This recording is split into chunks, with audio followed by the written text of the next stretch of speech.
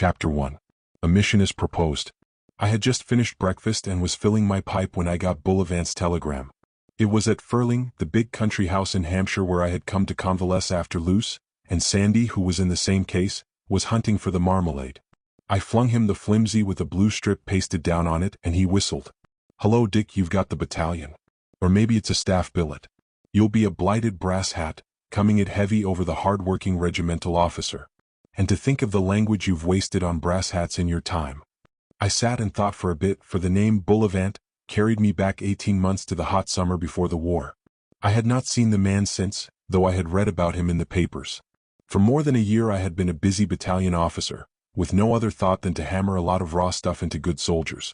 I had succeeded pretty well, and there was no prouder man on earth than Richard Hannay when he took his Lennox Highlanders over the parapets on that glorious and bloody 25th day of September.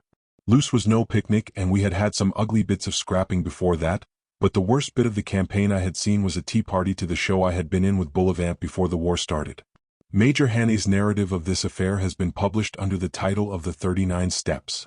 The sight of his name on a telegram form seemed to change all my outlook on life. I had been hoping for the command of the battalion, and looking forward to being in at the finish with Brother Bosch. But this message jerked my thoughts onto a new road. There might be other things in the war than straightforward fighting. Why on earth should the Foreign Office want to see an obscure major of the new army, and want to see him in double quick time? "I'm going up to town by the 10 train, I announced. "I'll be back in time for dinner." "Try my tailor," said Sandy. "He's got a very nice taste in red taps. You can use my name." An idea struck me. "You're pretty well all right now. If I wire for you, will you pack your own kit and mine and join me?" "Righto. I'll accept a job on your staff if they give you a corps. If so be as you come down tonight, be a good chap and bring a barrel of oysters from Sweeting's." I travelled up to London in a regular November drizzle, which cleared up about Wimbledon to watery sunshine. I never could stand London during the war. It seemed to have lost its bearings and broken out into all manner of badges and uniforms which did not fit in with my notion of it. One felt the war more in its streets than in the field, or rather one felt the confusion of war without feeling the purpose. I dare say it was all right, but since August 1914 I never spent a day in town without coming home depressed to my boots. I took a taxi and drove straight to the Foreign Office. Sir Walter did not keep me waiting long. But when his secretary took me to his room I would not have recognized the man I had known 18 months before. His big frame seemed to have dropped flesh and there was a stoop in the square shoulders. His face had lost its rosiness and was red in patches, like that of a man who gets too little fresh air. His hair was much grayer and very thin about the temples, and there were lines of overwork below the eyes.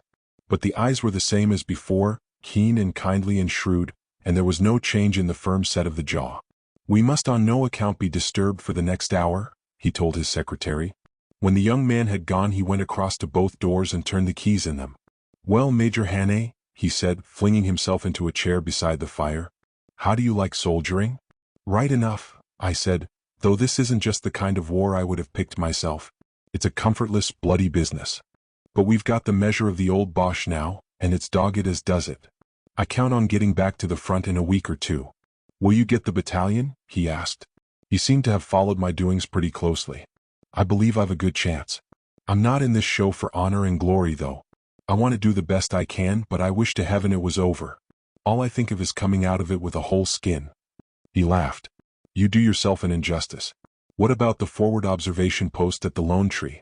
You forgot about the whole skin then?" I felt myself getting red. "That was all rot," I said, "and I can't think who told you about it. I hated the job, but I had to do it to prevent my subalterns going to glory. They were a lot of fire-eating young lunatics. If I had sent one of them he'd have gone on his knees to Providence and asked for trouble." Sir Walter was still grinning. "I'm not questioning your caution. You have the rudiments of it, or our friends of the Black Stone would have gathered you in at our last merry meeting. I would question it as little as your courage. What exercises my mind is whether it is best employed in the trenches." "Is the War Office dissatisfied with me?" I asked sharply. "They are profoundly satisfied. They propose to give you command of your battalion. Presently, if you escape a stray bullet, you will no doubt be a brigadier. It is a wonderful war for youth and brains. But I take it you are in this business to serve your country, Hannay?" "I reckon I am," I said. "I am certainly not in it for my health." He looked at my leg where the doctors had dug out the shrapnel fragments and smiled quizzically. Pretty fit again? He asked. Tough as a sjambok. I thrive on the racket and eat and sleep like a schoolboy.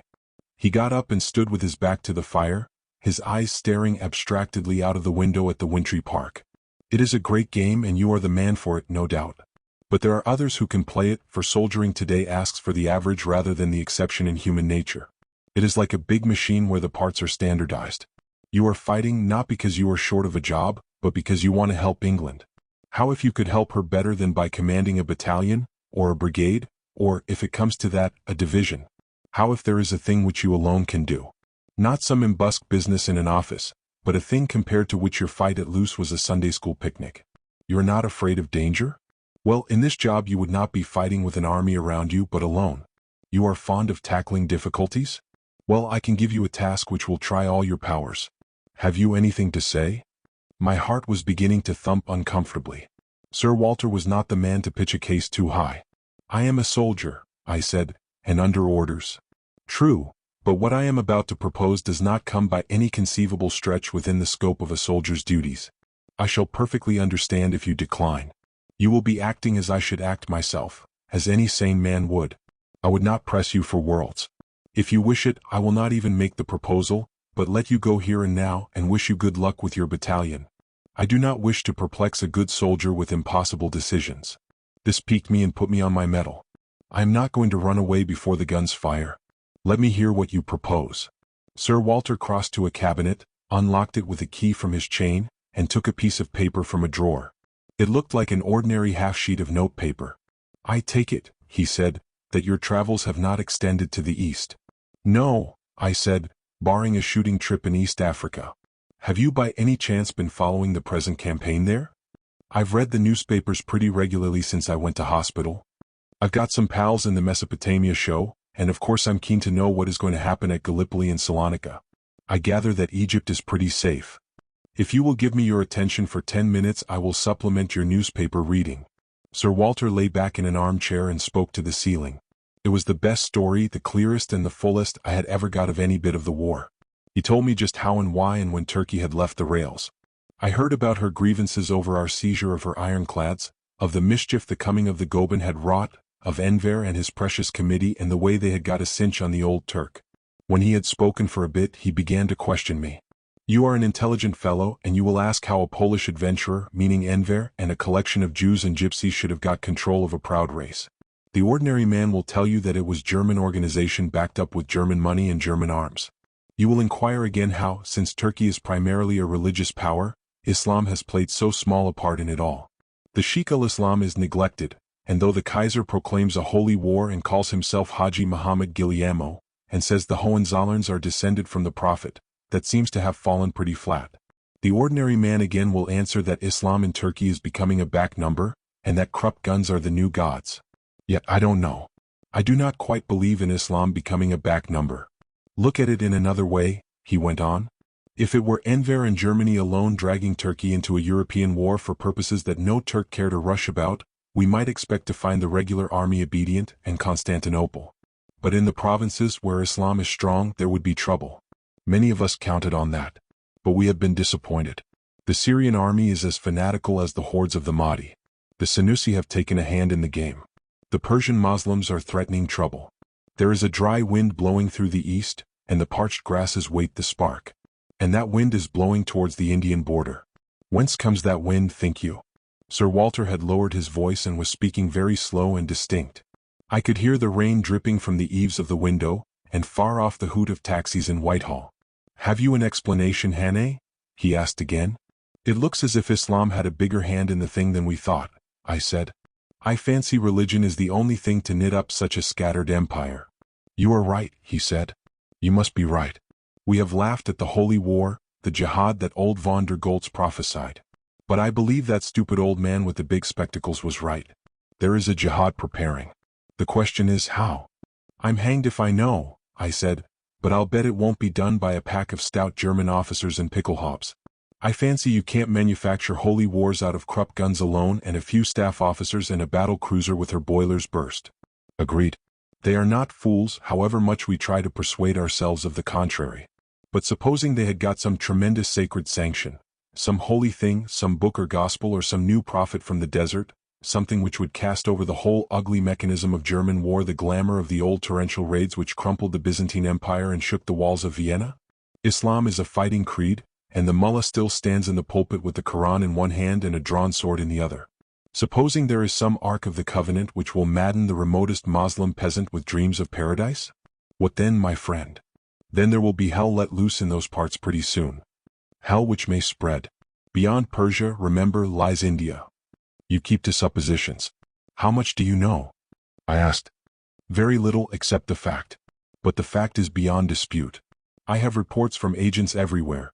Peddlers in South Russia, Afghan horse dealers, Turkoman merchants, pilgrims on the road to Mecca, sheiks in North Africa, sailors on the Black Sea coasters, sheep-skinned Mongols, Hindu fakirs, Greek traders in the Gulf, as well as respectable consuls who use ciphers.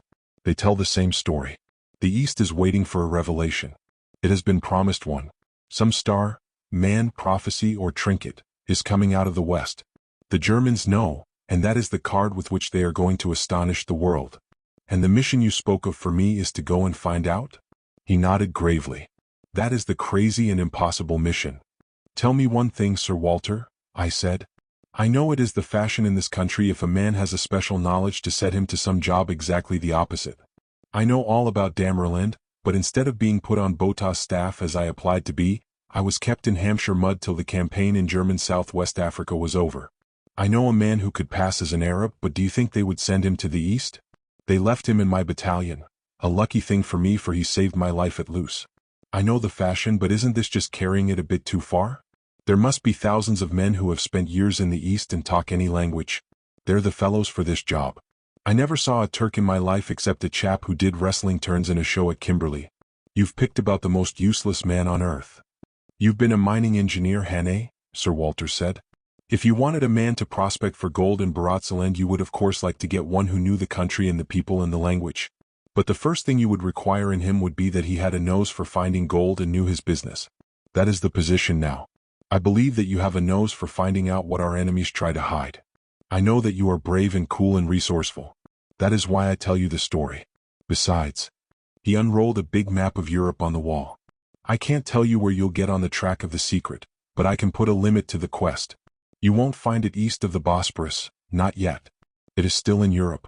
It may be in Constantinople or in Thrace. It may be farther west. But it is moving eastwards. If you are in time, you may cut into its march to Constantinople. That much I can tell you.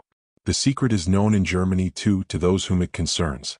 It is in Europe that the seeker must search, at present. Tell me more, I said. You can give me no details and no instructions. Obviously you can give me no help if I come to grief. He nodded. You would be beyond the pale. You give me a free hand. Absolutely. You can have what money you like and you can get what help you like. You can follow any plan you fancy and go anywhere you think fruitful. We can give no directions. One last question. You say it is important. Tell me just how important. It is life and death, he said solemnly. I can put it no higher and no lower. Once we know what is the menace, we can meet it. As long as we are in the dark, it works unchecked and we may be too late. The war must be won or lost in Europe. Yes, but if the East blazes up, our effort will be distracted from Europe and the great coup may fail. The stakes are no less than victory and defeat, Hannay. I got out of my chair and walked to the window. It was a difficult moment in my life. I was happy in my soldiering, above all, happy in the company of my brother officers. I was asked to go off into the enemy's lands on a quest for which I believed I was manifestly unfitted. A business of lonely days and nights, of nerve-wracking strain, of deadly peril shrouding me like a garment. Looking out on the bleak weather, I shivered. It was too grim a business, too inhuman for flesh and blood. But Sir Walter had called it a matter of life and death, and I had told him that I was out to serve my country. He could not give me orders, but was I not under orders, higher orders than my brigadiers?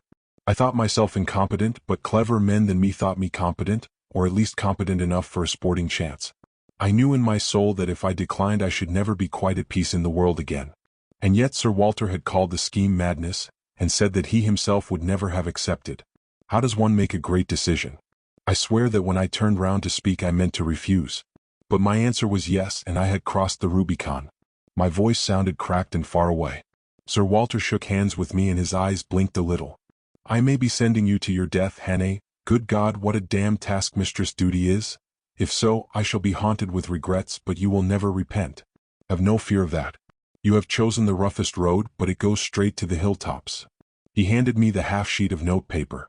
On it were written 3 words, Khazruddin, Cancer, and V.I.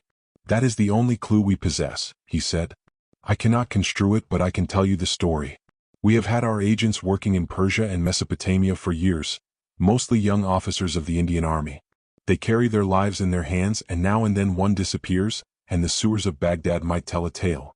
But they find out many things, and they count the game worth the candle. They have told us of the star rising in the west, but they could give us no details. All but one, the best of them. He had been working between Mosul and the Persian frontier as a muleteer, and had been south into the Bakhtiari hills. He found out something, but his enemies knew that he knew, and he was pursued. 3 months ago, just before cut, he staggered into Delamain's camp with 10 bullet holes in him and a knife slash on his forehead. He mumbled his name, but beyond that and the fact that there was a something coming from the west, he told them nothing. He died in 10 minutes. They found this paper on him, and since he cried out the word Khazruddin in his last moments, it must have had something to do with his quest. It is for you to find out if it has any meaning. I folded it up and placed it in my pocketbook. What a great fellow.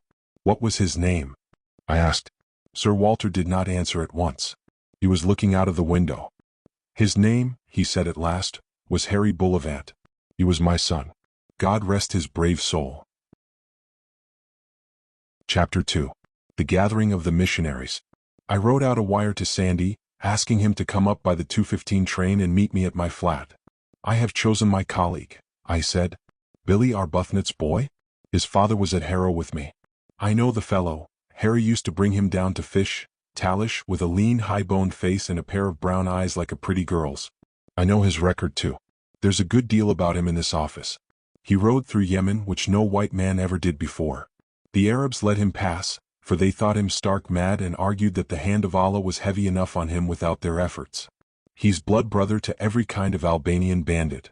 Also, he used to take a hand in Turkish politics and got a huge reputation.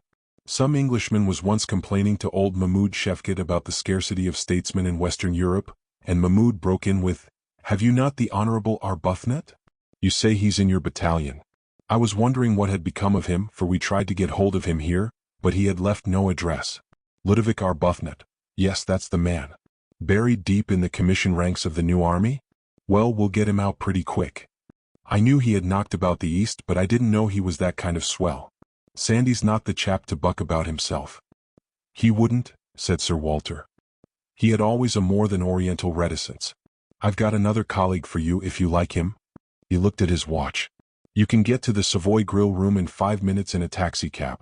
Go in from the Strand, turn to your left, and you will see in the alcove on the right-hand side a table with one large American gentleman sitting at it. They know him there, so he will have the table to himself. I want you to go and sit down beside him. Say you come from me. His name is Mr. John Scantlebury Blenkerin, now a citizen of Boston, Massachusetts, but born and raised in Indiana.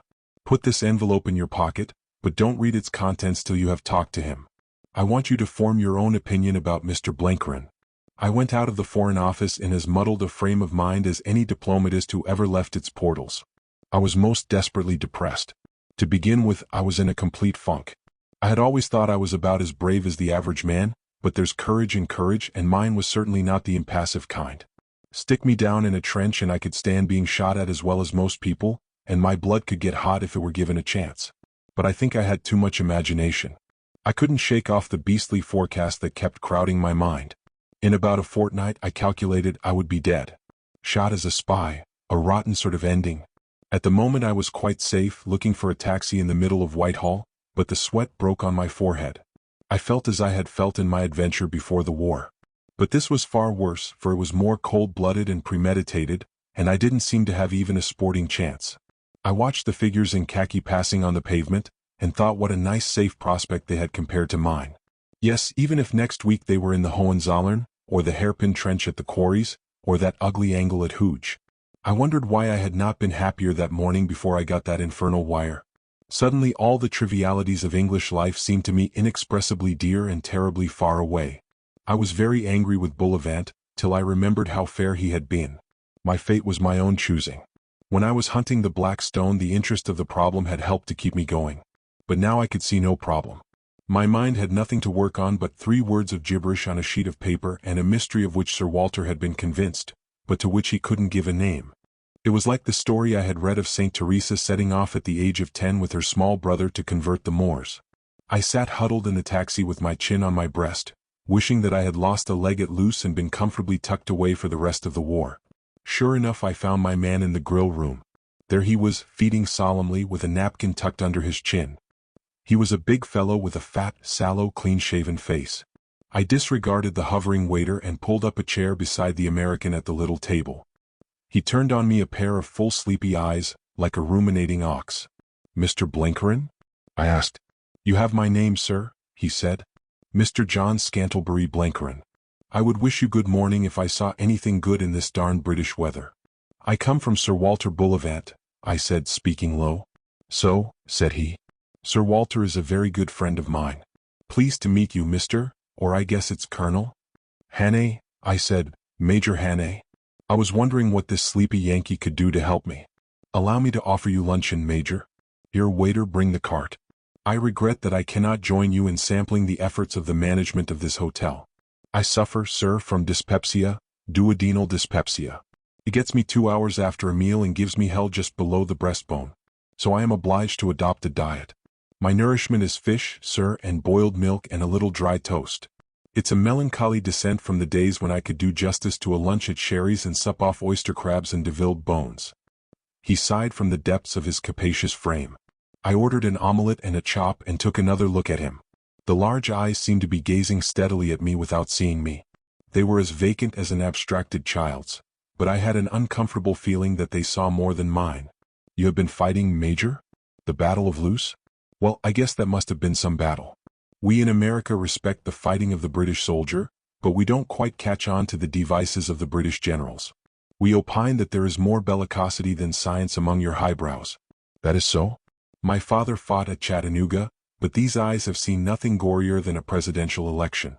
Say, is there any way I could be led into a scene of real bloodshed?" His serious tone made me laugh. "There are plenty of your countrymen in the present show," I said. "The French Foreign Legion is full of young Americans, and so is our Army Service Corps.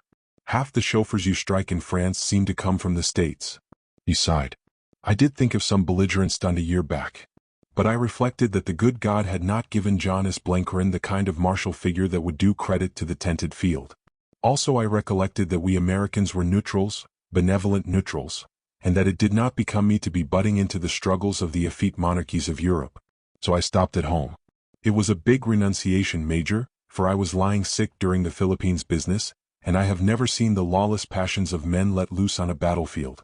And, as a student of humanity, I hankered for the experience." "What have you been doing?" I asked. The calm gentleman had begun to interest me. "Vol," he said, "I just waited. The Lord has blessed me with money to burn, so I didn't need to go scrambling like a wild cat for war contracts. But I reckoned I would get let into the game somehow, and being a neutral, I was in an advantageous position to take a hand. I had a pretty hectic time for a while, and then I reckoned I would leave God's country and see what was doing in Europe.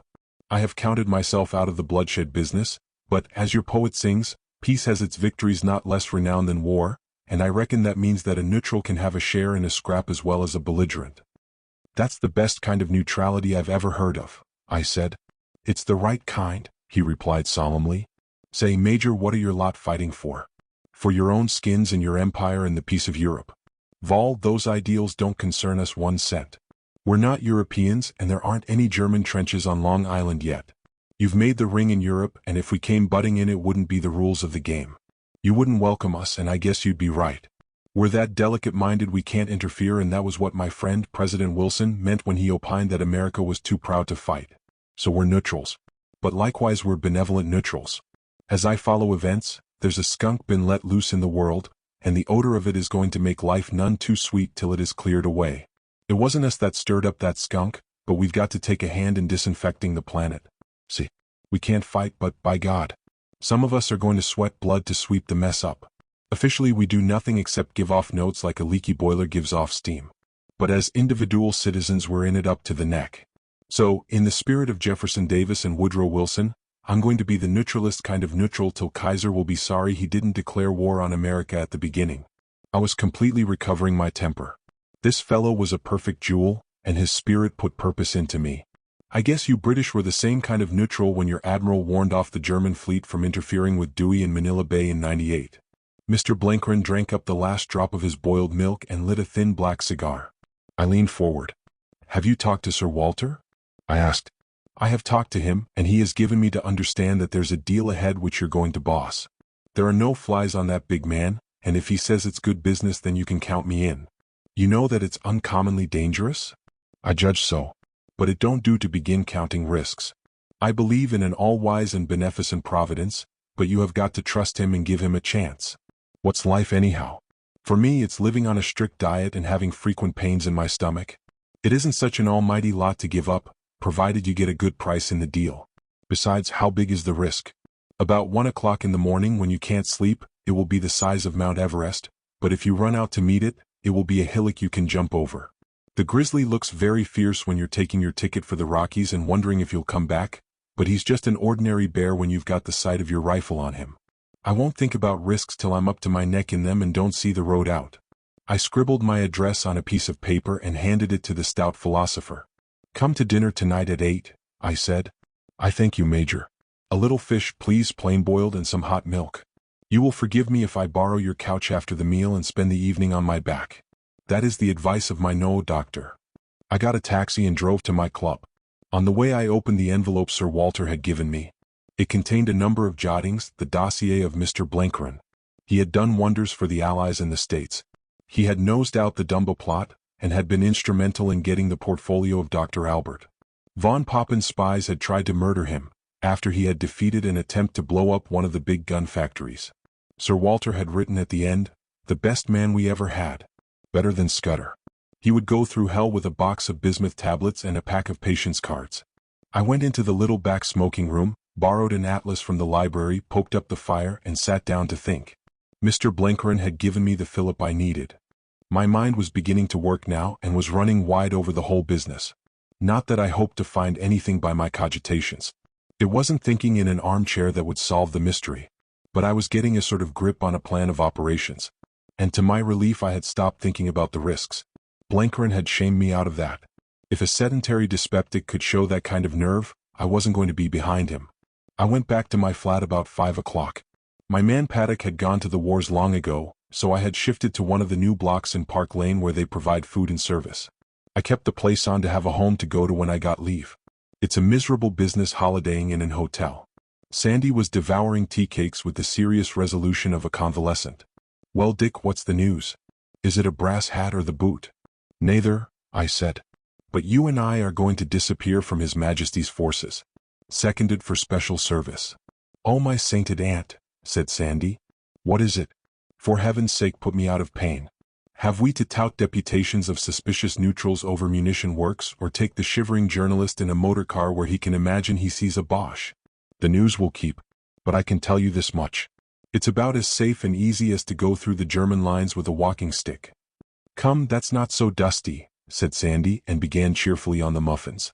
I must spare a moment to introduce Sandy to the reader, for he cannot be allowed to slip into this tale by a side door. If you will consult the peerage you will find that to Edward Cospatrick, 15th Baron Clanroyden, there was born in the year 1882 as his second son, Ludovic Gustavus Arbuthnot, commonly called the Honourable, etc. The said son was educated at Eton and New College, Oxford, was a captain in the Tweedale Yeomanry, and served for some years as honorary attaché at various embassies. The peerage will stop short at this point, but that is by no means the end of the story. For the rest you must consult very different authorities. Lean brown men from the ends of the earth may be seen on the London pavements now and then in creased clothes, walking with a light outland step, slinking into clubs as if they could not remember whether or not they belonged to them.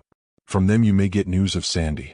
Better still, you will hear of him at little forgotten fishing ports where the Albanian mountains dip to the Adriatic. If you struck a Mecca pilgrimage, the odds are you would meet a dozen of Sandy's friends in it. In shepherds' huts in the Caucasus you will find bits of his cast-off clothing, for he has a knack of shedding garments as he goes. In the caravanserais of Bokhara and Samarkand he is known, and there are shikaris in the Pamirs who still speak of him round their fires. If you were going to visit Petrograd or Rome or Cairo, it would be no use asking him for introductions. If he gave them, they would lead you into strange haunts. But if fate compelled you to go to Lhasa or Yarkand or Seistan, he could map out your road for you and pass the word to potent friends. We call ourselves insular, but the truth is that we are the only race on Earth that can produce men capable of getting inside the skin of remote peoples. Perhaps the Scots are better than the English, but we're all 1,000% better than anybody else. Sandy was the wandering Scot carried to the pitch of genius. In old days he would have led a crusade or discovered a new road to the Indies. Today he merely roamed as the spirit moved him, till the war swept him up and dumped him down in my battalion. I got out Sir Walter's half-sheet of notepaper. It was not the original. Naturally he wanted to keep that, but it was a careful tracing. I took it that Harry Bullivant had not written down the words as a memo for his own use. People who follow his career have good memories. He must have written them in order that, if he perished and his body was found, his friends might get a clue. Wherefore, I argued, the words must be intelligible to somebody or other of our persuasion, and likewise they must be pretty well gibberish to any Turk or German that found them. The first, Khazruddin, I could make nothing of. I asked Sandy. You mean Nasr ed-Din? He said, still munching crumpets. What's that? I asked sharply. He's the general believed to be commanding against us in Mesopotamia. I remember him years ago in Aleppo. He talked bad French and drank the sweetest of sweet champagne. I looked closely at the paper. The K was unmistakable. Khazruddin is nothing.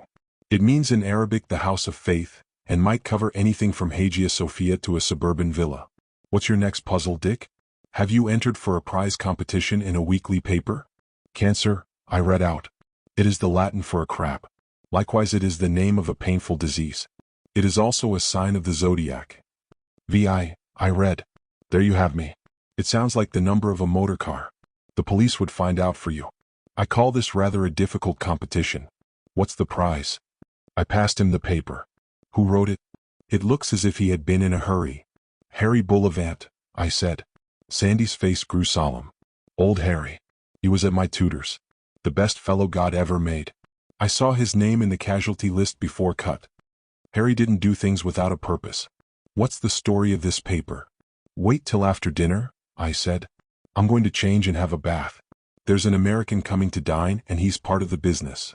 Mr. Blenkerin arrived punctual to the minute in a fur coat like a Russian prince's. Now that I saw him on his feet I could judge him better. He had a fat face but was not too plump in figure, and very muscular wrists showed below his shirt cuffs. I fancied that, if the occasion called, he might be a good man with his hands. Sandy and I ate a hearty meal, but the American picked at his boiled fish and sipped his milk a drop at a time. When the servant had cleared away, he was as good as his word and laid himself out on my sofa. I offered him a good cigar, but he preferred one of his own lean black abominations. Sandy stretched his length in an easy chair and lit his pipe. Now for your story, Dick, he said. I began, as Sir Walter had begun with me, by telling them about the puzzle in the Near East. I pitched a pretty good yarn, for I had been thinking a lot about it, and the mystery of the business had caught my fancy. Sandy got very keen. It is possible enough. Indeed, I've been expecting it, though I'm hanged if I can imagine what card the Germans have got up their sleeve. It might be any one of 20 things. 30 years ago there was a bogus prophecy that played the devil in Yemen. Or it might be a flag such as Ali Wad Helu had, or a jewel like Solomon's necklace in Abyssinia. You never know what will start off a jihad. But I rather think it's a man. Where could he get his purchase? I asked. It's hard to say. If it were merely wild tribesmen like the Bedouin, he might have got a reputation as a saint and miracle worker. Or he might be a fellow that preached a pure religion like the chap that founded the Senussi. But I'm inclined to think he must be something extra special if he can put a spell on the whole Muslim world. The Turk and the Persian wouldn't follow the ordinary new theology game. He must be of the blood. Your Mahdis and mullahs and imams were nobodies, but they had only a local prestige. To capture all Islam, and I gather that is what we fear, the man must be of the Quraysh, the tribe of the Prophet himself. But how could any impostor prove that? For I suppose he's an impostor. He would have to combine a lot of claims. His descent must be pretty good to begin with, and there are families, remember, that claim the Quraysh blood.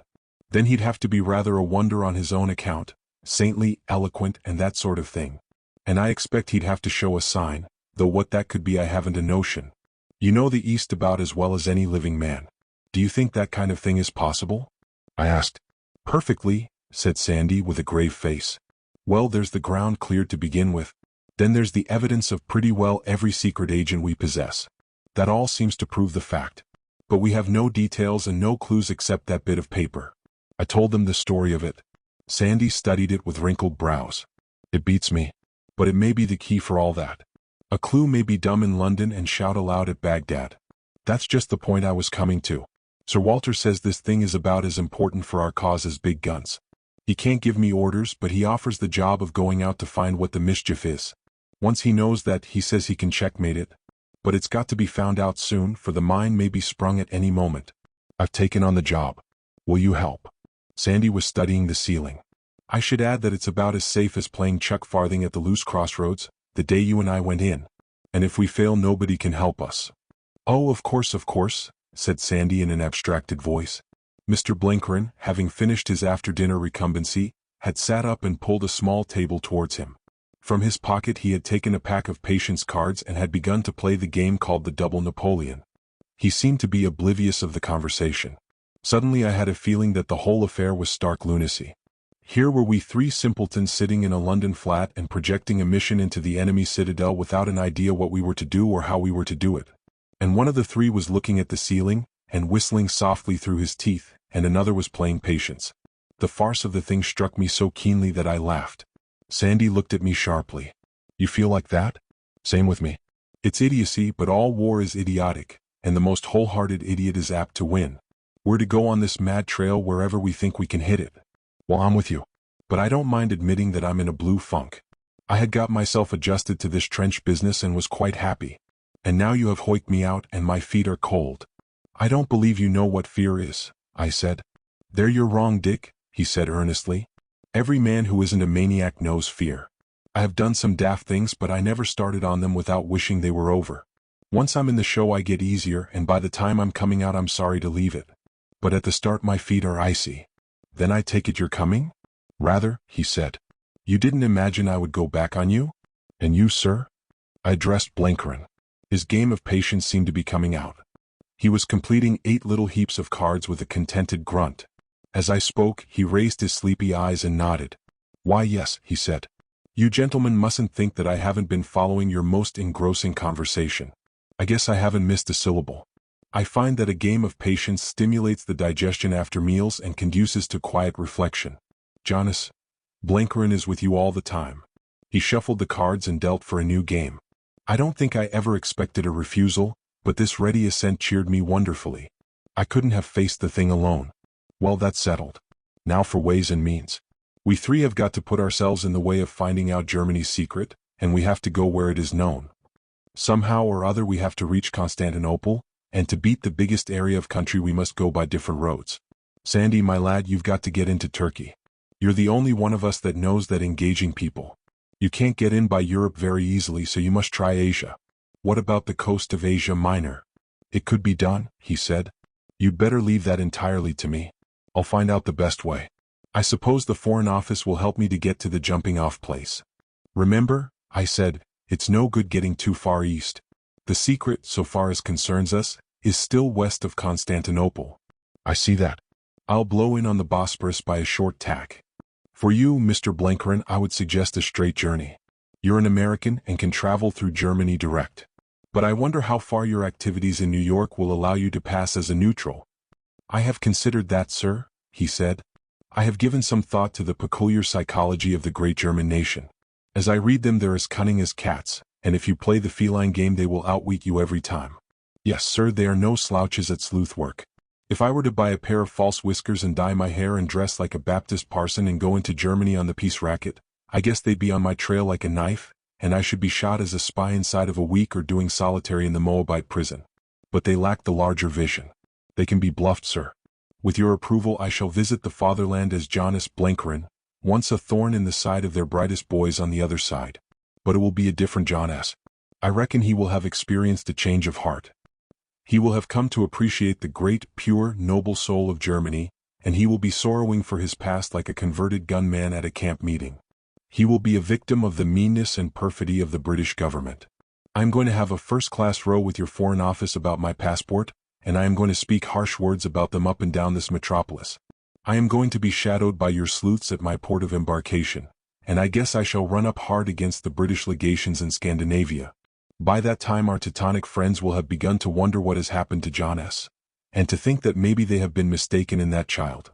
So, when I get to Germany they will be waiting for me with an open mind. Then I judge my conduct will surprise and encourage them. I will confide to them valuable secret information about British preparations, and I will show up the British Lion as the meanest kind of cur. You may trust me to make a good impression. After that I'll move eastwards, to see the demolition of the British Empire in those parts. By the way, where is the rendezvous? This is the 17th day of November.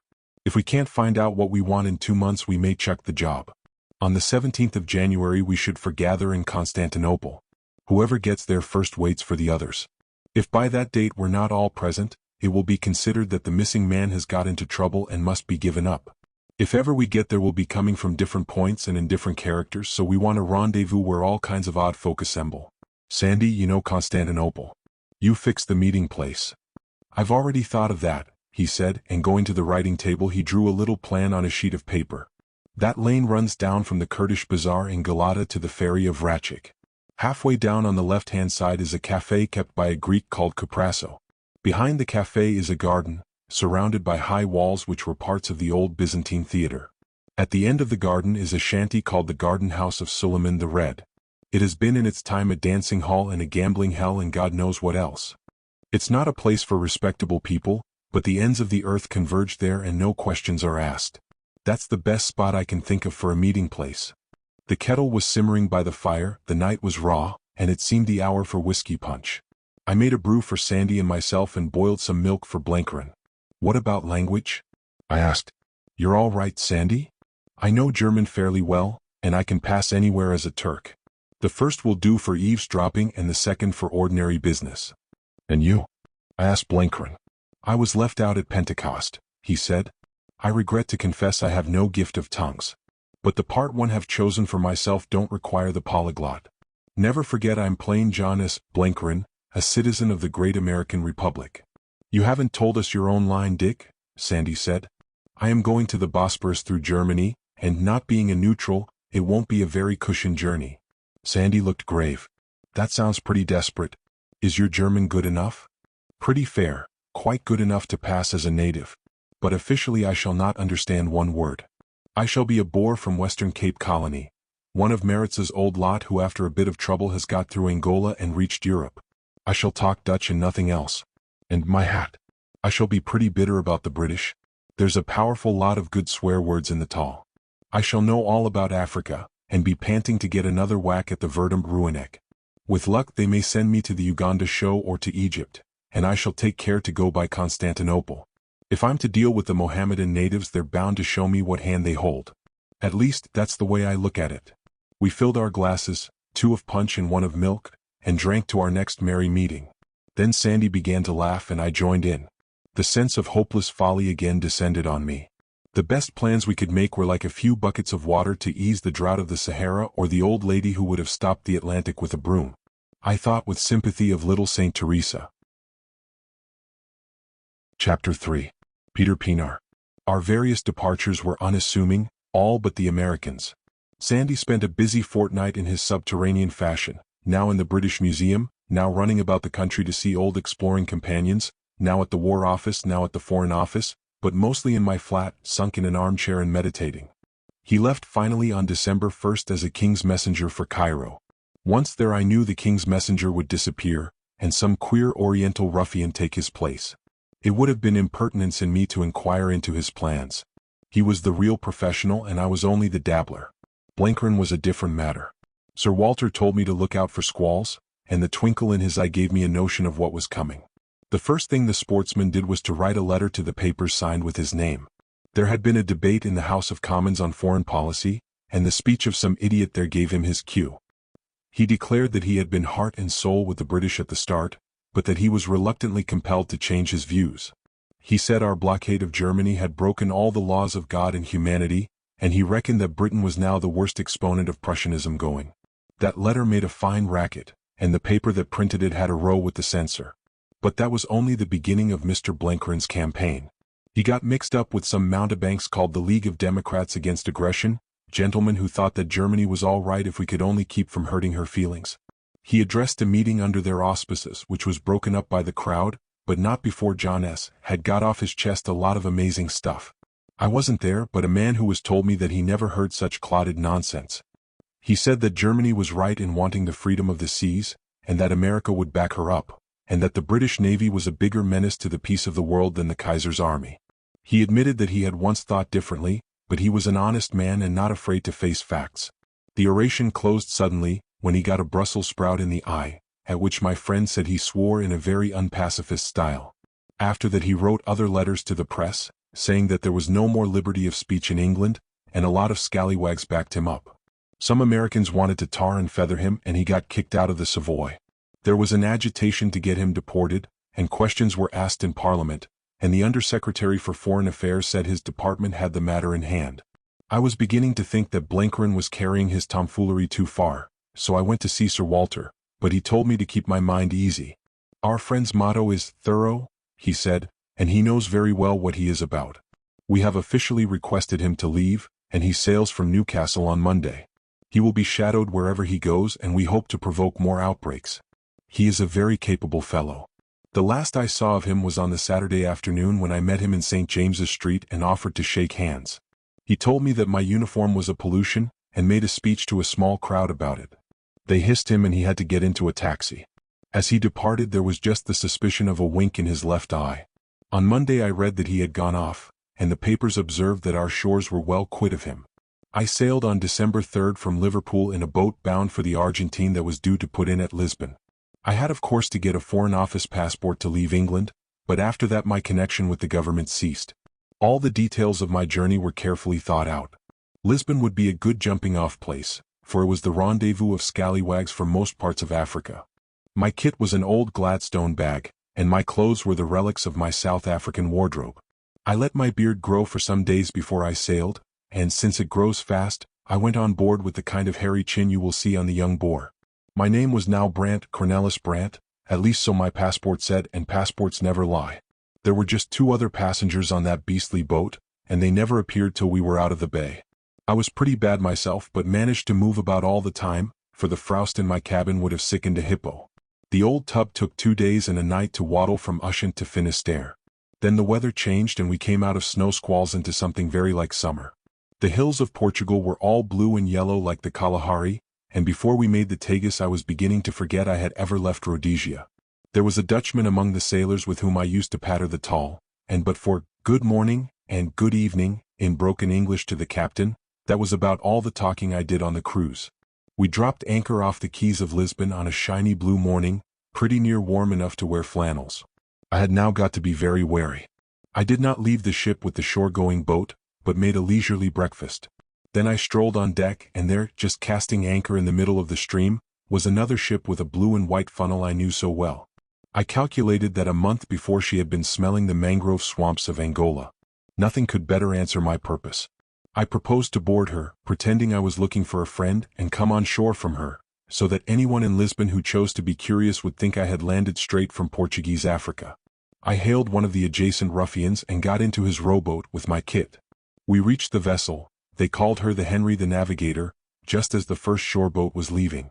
The crowd in it were all Portuguese, which suited my book. But when I went up the ladder the first man I met was old Peter Pienaar. Here was a piece of sheer monumental luck.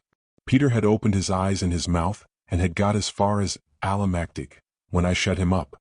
"Brant," I said, "Cornelis Brant. That's my name now, and don't you forget it. Who is the captain here? Is it still old Sloggett?" "Ja," said Peter, pulling himself together. "He was speaking about you yesterday." This was better and better. I sent Peter below to get hold of Sloggett, and presently I had a few words with that gentleman in his cabin with the door shut. "You've got to enter my name in the ship's books. I came aboard at Mossamedes. And my name's Cornelis Brant." At first Sloggett was for objecting. He said it was a felony. I told him that I dared say it was, but he had got to do it, for reasons which I couldn't give, but which were highly creditable to all parties. In the end he agreed and I saw it done. I had a pull on old Sloggett, for I had known him ever since he owned a dissolute tugboat at Delagoa Bay. Then Peter and I went ashore and swaggered into Lisbon as if we owned De Beers. We put up at the big hotel opposite the railway station, and looked and behaved like a pair of low-bred South Africans home for a spree. It was a fine bright day, so I hired a motor car and said I would drive it myself. We asked the name of some beauty spot to visit, and were told Sintra and shown the road to it. I wanted a quiet place to talk, for I had a good deal to say to Peter Pienaar. I christened that car the Lusitanian Terror, and it was a marvel that we did not smash ourselves up. There was something immortally wrong with its steering gear. Half a dozen times we slewed across the road, inviting destruction. But we got there in the end and had luncheon in an hotel opposite the Moorish Palace. There we left the car and wandered up the slopes of a hill, where, sitting among scrub very like the veldt, I told Peter the situation of affairs. But first a word must be said about Peter. He was the man that taught me all I ever knew of veldcraft and a good deal about human nature besides. He was out of the old colony, Burgersdorp I think, but he had come to the Transvaal when the Leidenburg goldfields started. He was prospector, transport rider, and hunter in turns, but principally hunter. In those early days he was none too good a citizen. He was in Swaziland with Bob McNabb, and you know what that means. Then he took to working off bogus gold propositions on Kimberley and Johannesburg magnates, and what he didn't know about salting a mine wasn't knowledge. After that he was in the Kalahari, where he and Scotty Smith were familiar names. An era of comparative respectability dawned for him with the Matabele War, when he did uncommon good scouting and transport work. Cecil Rhodes wanted to establish him on a stock farm down Salisbury Way, but Peter was an independent devil and would call no man master. He took to big game hunting, which was what God intended him for he could track at Sesebe in thick bush, and was far the finest shot I have seen in my life. He took parties to the Pungwe Flats and Barotseland and up to Tanganyika.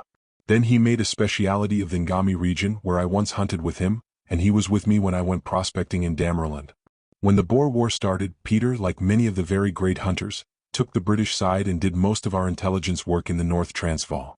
Buyers would have hanged him if he could have caught him, and there was no love lost between Peter and his own people for many a day. When it was all over and things had calmed down a bit, he settled in Bulawayo and used to go with me when I went on trek. At the time when I left Africa 2 years before, I had lost sight of him for months, and heard that he was somewhere on the Congo poaching elephants. He had always a great idea of making things hum so loud in Angola that the Union government would have to step in and annex it. After Rhodes, Peter had the biggest notions south of the line.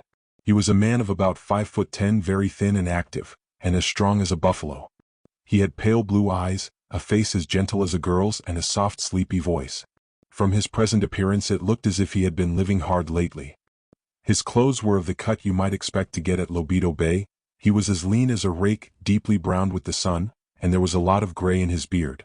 He was 56 years old and used to be taken for 40. Now he looked about his age. I first asked him what he had been up to since the war began. He spat in the Kaffir way he had, and said he had been having hell's time. I got hung up on the Kafui, he said. When I heard from old Letsitila that the white men were fighting, I had a bright idea that I might get into German southwest from the north. You see, I knew that Botha couldn't long keep out of the war.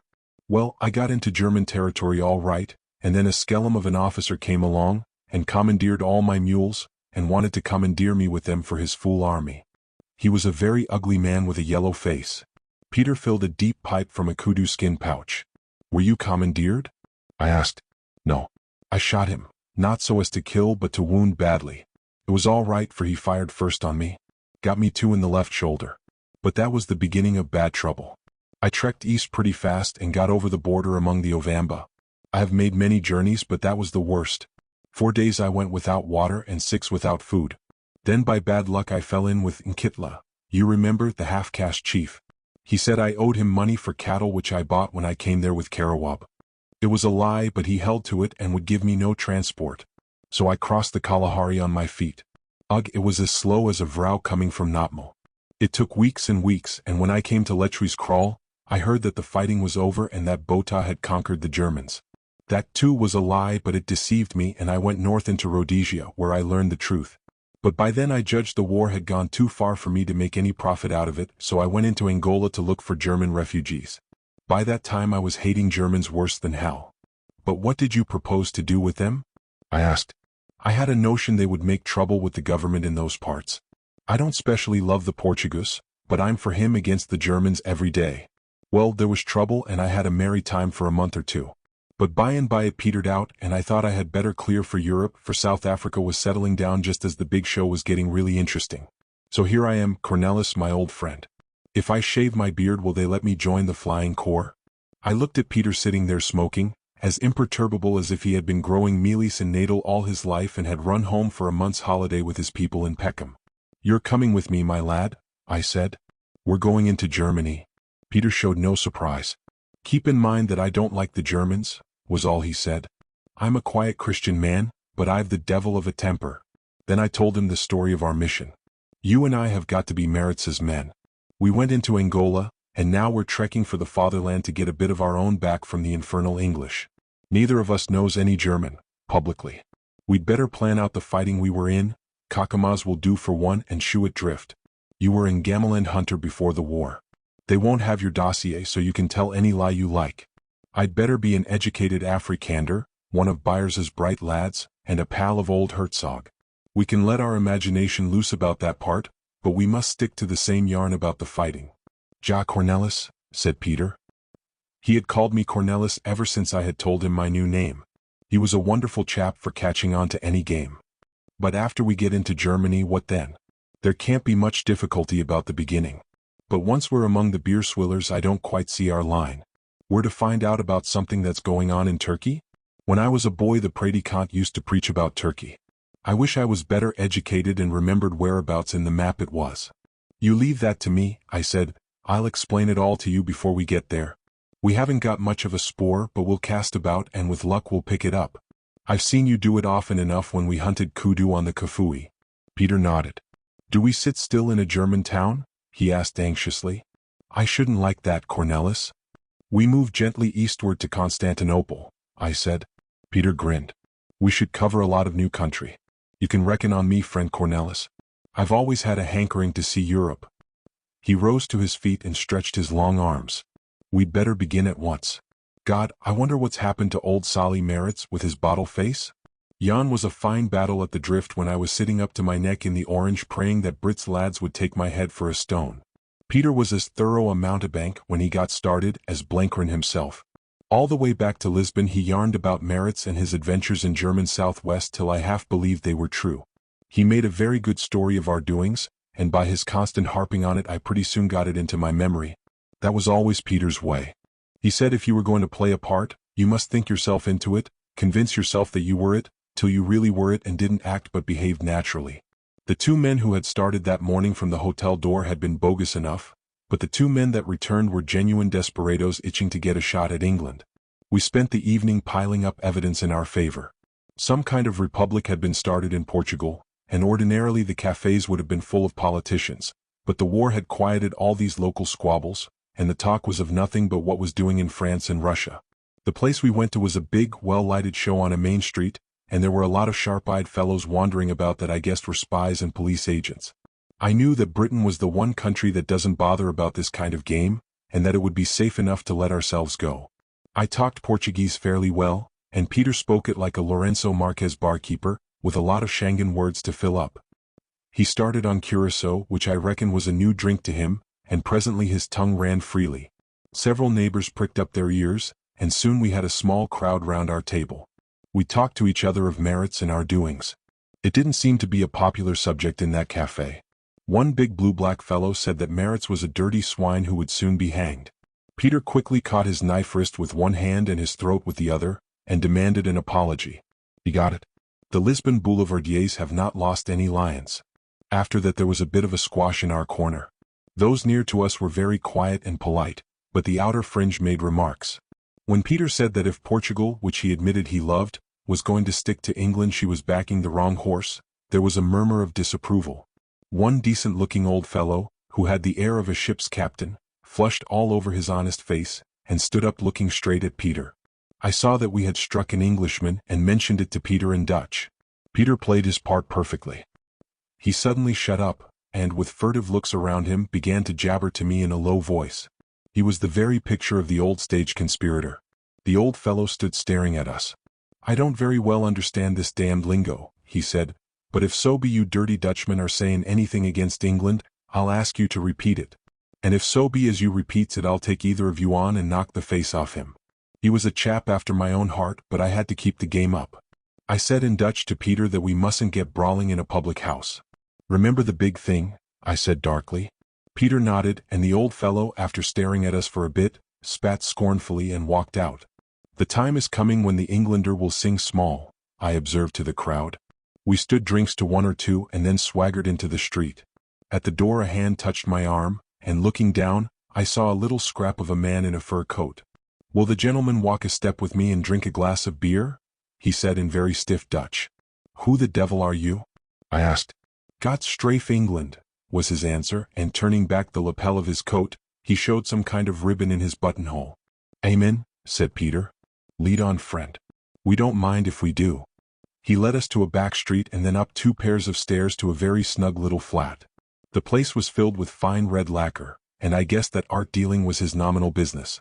Portugal, since the Republic broke up the convents and sold up the big royalist grandees, was full of bargains in the lacquer and curio line. He filled us 2 long tankards of very good Munich beer. "Prosit," he said, raising his glass. "You are from South Africa. What make you in Europe?" We both looked sullen and secretive. "That's our own business," I answered. "You don't expect to buy our confidence with a glass of beer." "So," he said. "Then I will put it differently. From your speech in the cafe I judge you do not love the English." Peter said something about stamping on their grandmothers, a Kaffir phrase which sounded gruesome in Dutch. The man laughed. "That is all I want to know. You are on the German side." "That remains to be seen," I said. "If they treat me fair I'll fight for them, or for anybody else that makes war on England. England has stolen my country and corrupted my people and made me an exile. We Afrikanders do not forget. We may be slow but we win in the end. We too are men worth a great price. Germany fights England in East Africa. We know the natives as no Englishman can ever know them. They are too soft and easy and the Kaffirs laugh at them. But we can handle the blacks so that they will fight like devils for fear of us. What is the reward, little man, for our services?" "I will tell you. There will be no reward. We ask none. We fight for hate of England." Peter grunted a deep approval. "That is good talk," said our entertainer, and his close-set eyes flashed. "There is room in Germany for such men as you. Where are you going now, I beg to know?" "To Holland," I said. "Then maybe we will go to Germany. We are tired with travel and may rest a bit. This war will last long and our chance will come." "But you may miss your market," he said significantly. "A ship sails tomorrow for Rotterdam. If you take my advice, you will go with her." This was what I wanted, for if we stayed in Lisbon some real soldier of merits might drop in any day and blow the gaff. "I recommend you to sail in the Machado," he repeated. "There is work for you in Germany, oh yes, much work, but if you delay the chance may pass. I will arrange your journey. It is my business to help the allies of my fatherland." He wrote down our names and an epitome of our doings contributed by Peter, who required 2 mugs of beer to help him through. He was a Bavarian, it seemed, and we drank to the health of Prince Ruprecht, the same blighter I was trying to do in at Loos. That was an irony which Peter unfortunately could not appreciate. If he could he would have enjoyed it. The little chap saw us back to our hotel, and was with us the next morning after breakfast, bringing the steamer tickets. We got on board about 2 in the afternoon, but on my advice he did not see us off. I told him that, being British subjects and rebels at that, we did not want to run any risks on board, assuming a British cruiser caught us up and searched us. But Peter took £20 off him for traveling expenses, it being his rule never to miss an opportunity of spoiling the Egyptians. As we were dropping down the Tagus we passed the old Henry the Navigator. "I met Sloggett in the street this morning," said Peter, "and he told me a little German man had been off in a boat at daybreak looking up the passenger list. Yon was a right notion of yours, Cornelis. I am glad we are going among Germans. They are careful people whom it is a pleasure to meet." Chapter 4. Adventures of 2 Dutchmen on the Loose. The Germans, as Peter said, are a careful people. A man met us on the quay at Rotterdam. I was a bit afraid that something might have turned up in Lisbon to discredit us, and that our little friend might have warned his pals by telegram. But apparently all was serene. Peter and I had made our plans pretty carefully on the voyage. We had talked nothing but Dutch and had kept up between ourselves the role of Maritz's men, which Peter said was the only way to play a part well. Upon my soul, before we got to Holland I was not very clear in my own mind what my past had been.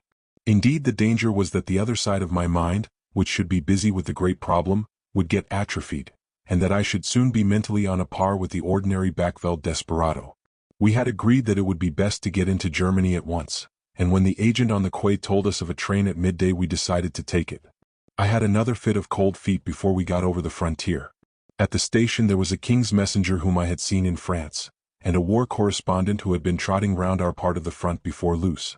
I heard a woman speaking pretty clean-cut English, which amid the hoarse Dutch jabbers sounded like a lark among crows. There were copies of the English papers for sale and English cheap editions. I felt pretty bad about the whole business and wondered if I should ever see these homely sights again. But the mood passed when the train started. It was a clear blowing day, and as we crawled through the flat pastures of Holland my time was taken up answering Peter's questions. He had never been in Europe before and formed a high opinion of the farming. He said he reckoned that such land would carry 4 sheep a morgen. We were thick in talk when we reached the frontier station and jolted over a canal bridge into Germany. I had expected a big barricade with barbed wire and entrenchments. But there was nothing to see on the German side but half a dozen sentries in the field grey I had hunted at loose. An under-officer, with the black and gold button of the Landsturm, hoiked us out of the train, and we were all shepherded into a big bare waiting room where a large stove burned. They took us 2 at a time into an inner room for examination. I had explained to Peter all about this formality, but I was glad we went in together, for they made us strip to the skin, and I had to curse him pretty seriously to make him keep quiet. The men who did the job were fairly civil, but they were mighty thorough. They took down a list of all we had in our pockets and bags, and all the details from the passports the Rotterdam agent had given us. We were dressing when a man in a lieutenant's uniform came in with a paper in his hand. He was a fresh-faced lad of about 20, with short-sighted spectacled eyes. "Herr Brandt?" he called out. I nodded. "And this is Herr Pienaar?" he asked in Dutch. He saluted. "Gentlemen, I apologize. I am late because of the slowness of the Herr Commandant's motor car. Had I been in time you would not have been required to go through this ceremony. We have been advised of your coming, and I am instructed to attend you on your journey. The train for Berlin leaves in half an hour. Pray do me the honor to join me in a bock." With a feeling of distinction we stalked out of the ordinary ruck of passengers and followed the lieutenant to the station restaurant. He plunged at once into conversation, talking the Dutch of Holland, which Peter, who had forgotten his school days, found a bit hard to follow. He was unfit for active service because of his eyes and a weak heart, but he was a desperate fire-eater in that stuffy restaurant. By his way of it Germany could gobble up the French and the Russians whenever she cared, but she was aiming at getting all the Middle East in her hands first, so that she could come out conqueror with the practical control of half the world. "Your friends the English," he said grinning, "will come last. When we have starved them and destroyed their commerce with our undersea boats we will show them what our navy can do. For a year they have been wasting their time in brag and politics and we have been building great ships. Oh, so many. My cousin at Kiel," and he looked over his shoulder. But we never heard about that cousin at Kiel. A short sunburnt man came in and our friend sprang up and saluted, clicking his heels like a pair of tongs. "These are the South African Dutch, Herr Captain," he said. The newcomer looked us over with bright intelligent eyes, and started questioning Peter in the tall. It was well that we had taken some pains with our story, for this man had been years in German Southwest, and knew every mile of the borders. Zorn was his name, and both Peter and I thought we remembered hearing him spoken of. I am thankful to say that we both showed up pretty well. Peter told his story to perfection, not pitching it too high and asking me now and then for a name or to verify some detail. Captain Zorn looked satisfied. "You seem the right kind of fellows," he said. "But remember," and he bent his brows on us, "we do not understand slimness in this land. If you are honest you will be rewarded, but if you dare to play a double game you will be shot like dogs. Your race has produced over many traitors for my taste." "I ask no reward," I said gruffly. "We are not Germans or Germany's slaves. But so long as she fights against England we will fight for her." "Bold words," he said, "but you must bow your stiff necks to discipline first. Discipline has been the weak point of you Boers and you have suffered for it. You are no more a nation. In Germany we put discipline first and last, and therefore we will conquer the world. Off with you now. Your train starts in 3 minutes. We will see what von Stumm will make of you." That fellow gave me the best feel of any German I had yet met. He was a white man and I could have worked with him. I liked his stiff chin and steady blue eyes. My chief recollection of our journey to Berlin was its commonplaceness. The spectacled lieutenant fell asleep, and for the most part we had the carriage to ourselves. Now and again a soldier on leave would drop in, most of them tired men with heavy eyes. No wonder, poor devils, for they were coming back from the Yser or the Ypres salient. I would have liked to talk to them, but officially of course I knew no German, and the conversation I overheard did not signify much. It was mostly about regimental details, though one chap who was in better spirits than the rest, observed that this was the last Christmas of misery, and that next year he would be holidaying at home with full pockets. The others assented, but without much conviction. The winter day was short and most of the journey was made in the dark. I could see from the window the lights of little villages, and now and then the blaze of ironworks and forges. We stopped at a town for dinner, where the platform was crowded with drafts waiting to go westward. We saw no signs of any scarcity of food, such as the English newspapers wrote about. We had an excellent dinner at the station restaurant, which, with a bottle of white wine, cost just 3 shillings apiece. The bread, to be sure, was poor, but I can put up with the absence of bread if I get a juicy fillet of beef and as good vegetables as you will see in the Savoy. I was a little afraid of our giving ourselves away in our sleep, but I need have had no fear, for our escort slumbered like a hog with his mouth wide open. As we roared through the darkness, I kept pinching myself to make myself feel that I was in the enemy's land on a wild mission. The rain came on and we passed through dripping towns with the lights shining from the wet streets. As we went eastward, the lighting seemed to grow more generous. After the murk of London, it was queer to slip through garish stations with 100 arc lights glowing, and to see long lines of lamps running to the horizon. Peter dropped off early, but I kept awake till midnight, trying to focus thoughts that persistently strayed. Then I, too, dozed and did not awake till about 5 in the morning, when we ran into a great busy terminus as bright as midday. It was the easiest and most unsuspicious journey I ever made. The lieutenant stretched himself and smoothed his rumpled uniform. We carried our scanty luggage to a droshk, for there seemed to be no porters. Our escort gave the address of some hotel and we rumbled out into brightly lit empty streets. "A mighty dorp," said Peter. "Of a truth the Germans are a great people." The lieutenant nodded good-humoredly. "The greatest people on earth," he said, "as their enemies will soon bear witness." I would have given a lot for a bath, but I felt that it would be outside my part, and Peter was not of the washing persuasion.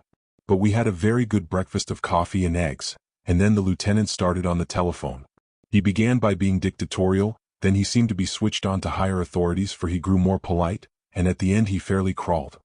He made some arrangements, for he informed us that in the afternoon we would see some fellow whose title he could not translate into Dutch. I judged he was a great swell, for his voice became reverential at the mention of him. He took us for a walk that morning after Peter and I had attended to our toilets. We were an odd pair of scallywags to look at, but as South African as a wait-a-bit bush. Both of us had ready-made tweed suits, grey flannel shirts with flannel collars, and felt hats with broader brims than they like in Europe. I had strong-nailed brown boots, Peter a pair of those mustard-colored abominations which the Portuguese affect and which made him hobble like a Chinese lady. He had a scarlet satin tie which you could hear a mile off. My beard had grown to quite a respectable length, and I trimmed it like General Smuts. Peter's was the kind of loose flapping thing the Takhar loves, which has scarcely ever been shaved, and is combed once in a blue moon. I must say we made a pretty solid pair. Any South African would have set us down as a boor from the Backveld who had bought a suit of clothes in the nearest store, and his cousin from some one-horse dorp who had been to school and thought himself the devil of a fellow. We fairly reeked of the subcontinent, as the papers call it. It was a fine morning after the rain, and we wandered about in the streets for a couple of hours. They were busy enough, and the shops looked rich and bright with their Christmas goods, and one big store where I went to buy a pocket knife was packed with customers. One didn't see very many young men, and most of the women wore mourning. Uniforms were everywhere, but their wearers generally looked like dugouts or office fellows. We had a glimpse of the squat building which housed the general staff and took off our hats to it. Then we stared at the Marineamt, and I wondered what plots were hatching there behind old Tirpitz's whiskers. The capital gave one an impression of ugly cleanness and a sort of dreary effectiveness. And yet I found it depressing, more depressing than London. I don't know how to put it, but the whole big concern seemed to have no soul in it, to be like a big factory instead of a city. You won't make a factory look like a house, though you decorate its front and plant rose bushes all round it. The place depressed and yet cheered me. It somehow made the German people seem smaller. At 3 o'clock the lieutenant took us to a plain white building in a side street with sentries at the door. A young staff officer met us and made us wait for 5 minutes in an anteroom. Then we were ushered into a big room with a polished floor on which Peter nearly sat down. There was a log fire burning, and seated at a table was a little man in spectacles with his hair brushed back from his brow like a popular violinist. He was the boss, for the lieutenant saluted him and announced our names. Then he disappeared, and the man at the table motioned us to sit down in 2 chairs before him. "Herr Brandt and Herr Pienaar?" he asked, looking over his glasses. But it was the other man that caught my eye. He stood with his back to the fire, leaning his elbows on the mantelpiece. He was a perfect mountain of a fellow, 6½ feet if he was an inch, with shoulders on him like a shorthorn bull. He was in uniform, and the black and white ribbon of the Iron Cross showed at a buttonhole. His tunic was all wrinkled and strained as if it could scarcely contain his huge chest, and mighty hands were clasped over his stomach. That man must have had the length of reach of a gorilla. He had a great, lazy, smiling face, with a square cleft chin which stuck out beyond the rest. His brow retreated and the stubby back of his head ran forward to meet it, while his neck below bulged out over his collar. His head was exactly the shape of a pear with the sharp end topmost. He stared at me with his small bright eyes and I stared back. I had struck something I had been looking for a long time, until that moment I wasn't sure that it existed. Here was the German of caricature, the real German, the fellow we were up against. He was as hideous as a hippopotamus but effective. Every bristle on his odd head was effective. The man at the table was speaking. I took him to be a civilian official of sorts, pretty high up from his surroundings, perhaps an undersecretary. His Dutch was slow and careful but good, too good for Peter. He had a paper before him and was asking us questions from it. They did not amount to much, being pretty well a repetition of those Zorn had asked us at the frontier. I answered fluently, for I had all our lives by heart. Then the man on the hearthrug broke in. "I'll talk to them, Excellency," he said in German. "You are too academic for those outland swine." He began in the tall, with the thick guttural accent that you get in German Southwest. "You have heard of me," he said. "I am the Colonel von Stumm who fought the Herreros." Peter pricked up his ears. "Ja, Bass, you cut off the Chief Bavion's head and sent it in pickle about the country." "I have seen it." The big man laughed. "You see, I am not forgotten," he said to his friend and then to us. "So I treat my enemies and so will Germany treat hers. You too, if you fail me by a fraction of an inch." And he laughed loud again. There was something horrible in that boisterousness. Peter was watching him from below his eyelids, as I have seen him watch a lion about to charge. He flung himself on a chair, put his elbows on the table and thrust his face forward. "You have come from a damned muddled show. If I had merits in my power I would have him flogged at a wagon's end. Fools and pig dogs, they had the game in their hands and they flung it away. We could have raised a fire that would have burned the English into the sea, and for lack of fuel they let it die down. Then they try to fan it when the ashes are cold." He rolled a paper pellet and flicked it into the air. "That is what I think of your idiot general," he said, "and of all you Dutch. As slow as a fat vrouw and as greedy as an osvogel." We looked very glum and sullen. "A pair of dumb dogs," he cried. 1,000 Brandenburgers would have won in a fortnight. Seitz hadn't much to boast of, mostly clerks and farmers and half-castes, and no soldier worth the name to lead them, but it took Botha and Smuts and a dozen generals to hunt him down. But Maritz. His scorn came like a gust of wind. "Maritz did all the fighting there was," said Peter sulkily. "At any rate he wasn't afraid of the sight of the khaki like your lot." "Maybe he wasn't," said the giant in a cooing voice. "Maybe he had his reasons for that. You Dutchmen have always a featherbed to fall on. You can always turn traitor. Maritz now calls himself Robinson, and has a pension from his friend Botha." "That," said Peter, "is a very damned lie." "I asked for information," said Stumm with a sudden politeness. "But that is all past and done with. Maritz matters no more than your old Croniers and Krugers. The show is over and you are looking for safety. For a new master perhaps? But man, what can you bring? What can you offer? You and your Dutch are lying in the dust with the yoke on your necks. The Pretoria lawyers have talked you round. You see that map?" And he pointed to a big one on the wall. "South Africa is colored green. Not red for the English or yellow for the Germans. Some day it will be yellow, but for a little it will be green, the color of neutrals, of nothings, of boys and young ladies and chicken hearts." I kept wondering what he was playing at. Then he fixed his eyes on Peter. "What do you come here for? The game's up in your own country. What can you offer us Germans? If we gave you 10 million marks and sent you back you could do nothing. Stir up a village row, perhaps, and shoot a policeman. South Africa is counted out in this war. Botha is a cleverish man and has beaten you calves' heads of rebels. Can you deny it?" Peter couldn't. He was terribly honest in some things and these were for certain his opinions.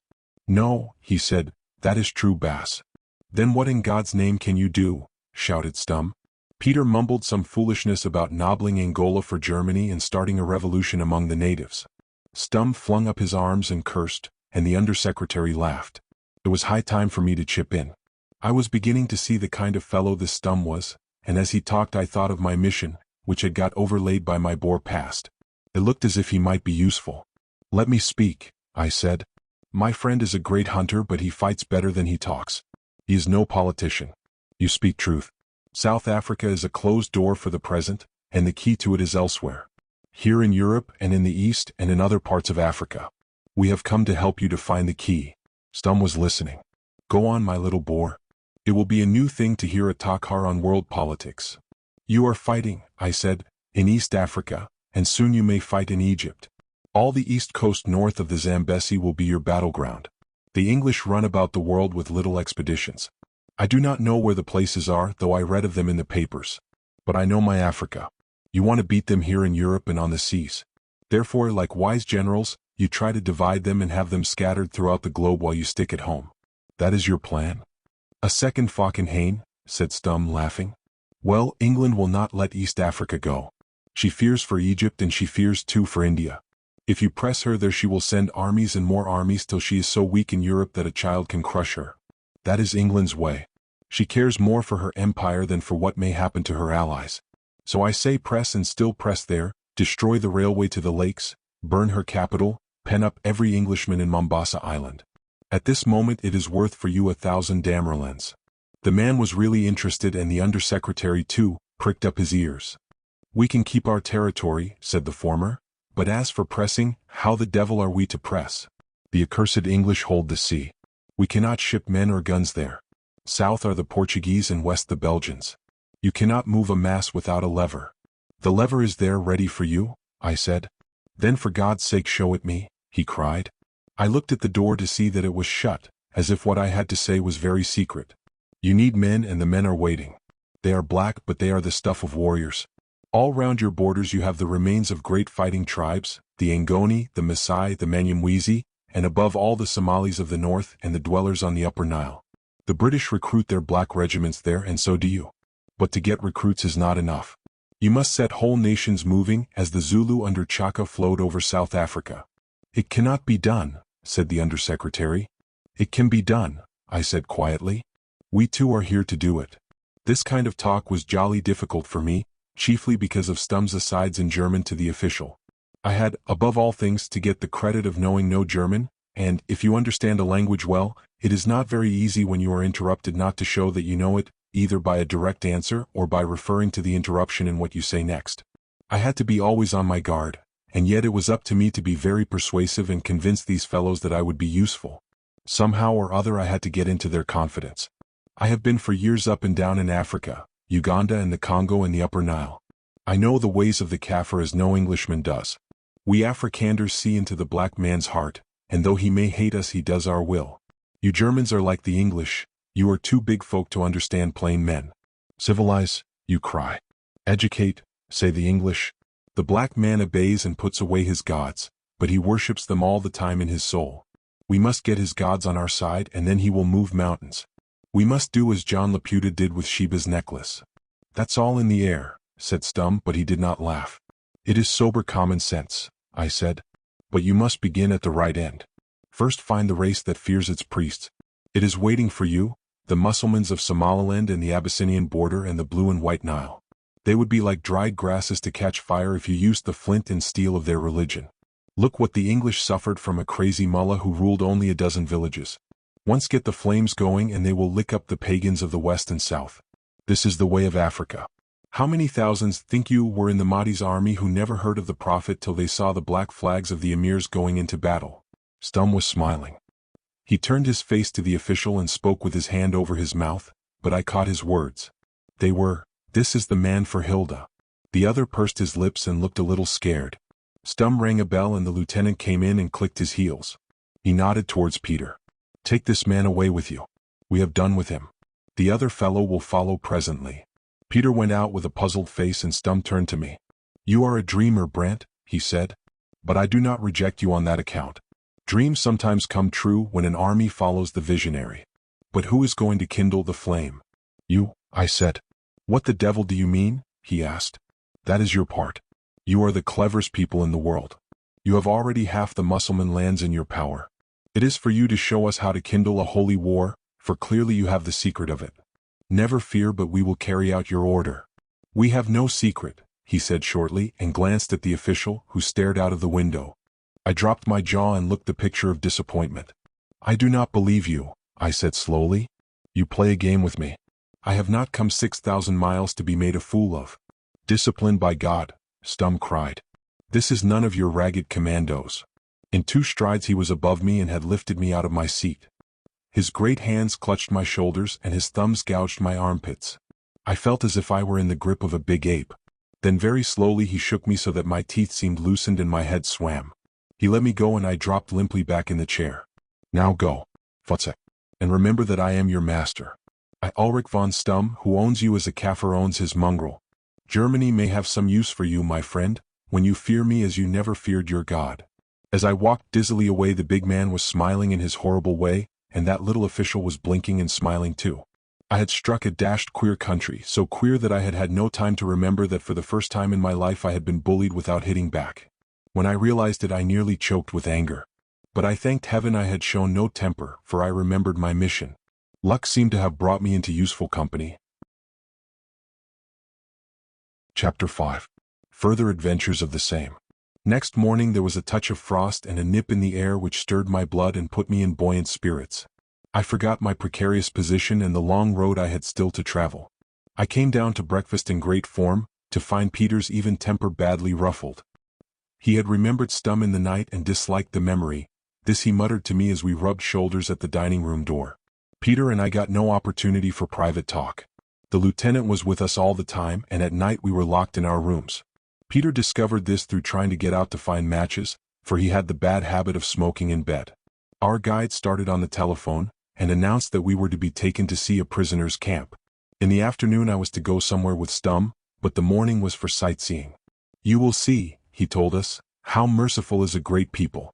You will also see some of the hated English in our power. That will delight you. They are the forerunners of all their nation. We drove in a taxi through the suburbs and then over a stretch of flat market garden-like country to a low rise of wooded hills. After an hour's ride we entered the gate of what looked like a big reformatory or hospital. I believe it had been a home for destitute children. There were sentries at the gate and massive concentric circles of barbed wire through which we passed under an arch that was let down like a portcullis at nightfall. The lieutenant showed his permit, and we ran the car into a brick-paved yard and marched through a lot more sentries to the office of the commandant. He was away from home and we were welcomed by his deputy, a pale young man with a head nearly bald. There were introductions in German which our guide translated into Dutch, and a lot of elegant speeches about how Germany was foremost in humanity as well as martial valor. Then they stood us sandwiches and beer and we formed a procession for a tour of inspection. There were 2 doctors, both mild-looking men in spectacles, and a couple of warders, under-officers of the good old burly bullying sort I knew well. That was the cement which kept the German army together. Her men were nothing to boast of on the average. No more were the officers, even in crack corps like the Guards and the Brandenburgers, but they seemed to have an inexhaustible supply of hard, competent NCOs. We marched round the washhouses, the recreation ground, the kitchens, the hospital, with nobody in it save one chap with the flu. It didn't seem to be badly done. This place was entirely for officers, and I expect it was a show place where American visitors were taken. If half the stories one heard were true, there were some pretty ghastly prisons away in South and East Germany. I didn't half like the business. To be a prisoner has always seemed to me about the worst thing that could happen to a man. The sight of German prisoners used to give me a bad feeling inside, whereas I looked at dead Boches with nothing but satisfaction. Besides, there was the off chance that I might be recognized. So I kept very much in the shadow whenever we passed anybody in the corridors. The few we met passed us incuriously. They saluted the deputy commandant, but scarcely wasted a glance on us. No doubt they thought we were inquisitive Germans come to gloat over them. They looked fairly fit, but a little puffy about the eyes like men who get too little exercise. They seemed thin too. I expect the food, for all the commandant's talk, was nothing to boast of. In one room people were writing letters. It was a big place with only a tiny stove to warm it, and the windows were shut so that the atmosphere was a cold frost. In another room a fellow was lecturing on something to a dozen hearers and drawing figures on a blackboard. Some were in ordinary khaki, others in any old thing they could pick up, and most wore greatcoats.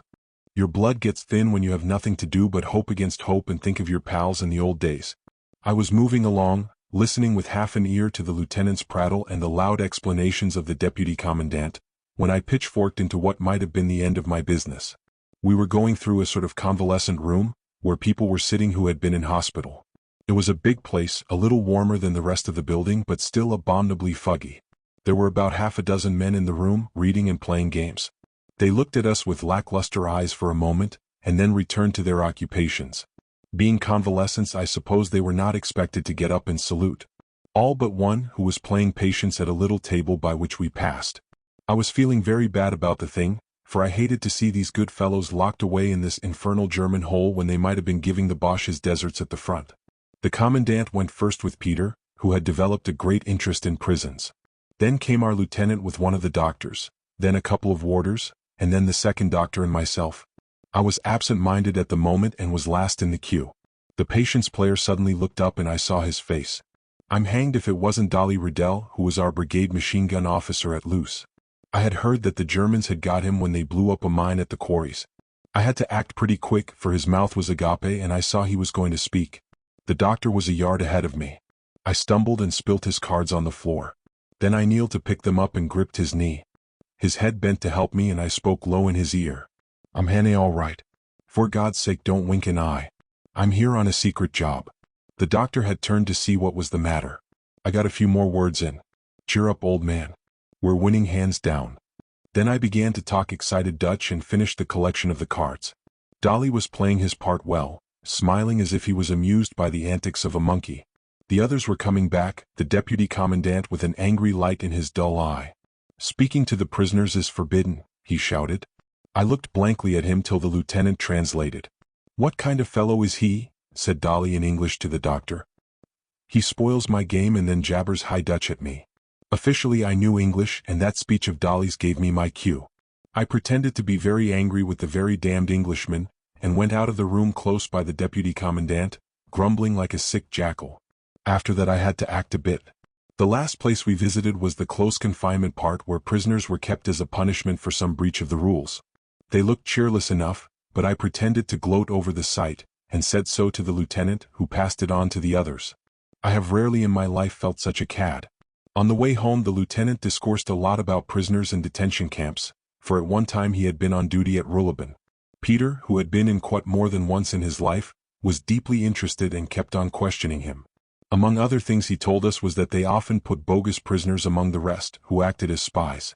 If any plot to escape was hatched, these fellows got into it and encouraged it. They never interfered till the attempt was actually made, and then they had them on toast. There was nothing the Boche liked so much as an excuse for sending a poor devil to solitary. That afternoon Peter and I separated. He was left behind with the lieutenant and I was sent off to the station with my bag in the company of a Landsturm sergeant. Peter was very cross and I didn't care for the look of things, but I brightened up when I heard I was going somewhere with Stum. If he wanted to see me again he must think me of some use, and if he was going to use me he was bound to let me into his game. I liked Stum about as much as a dog likes a scorpion, but I hankered for his society.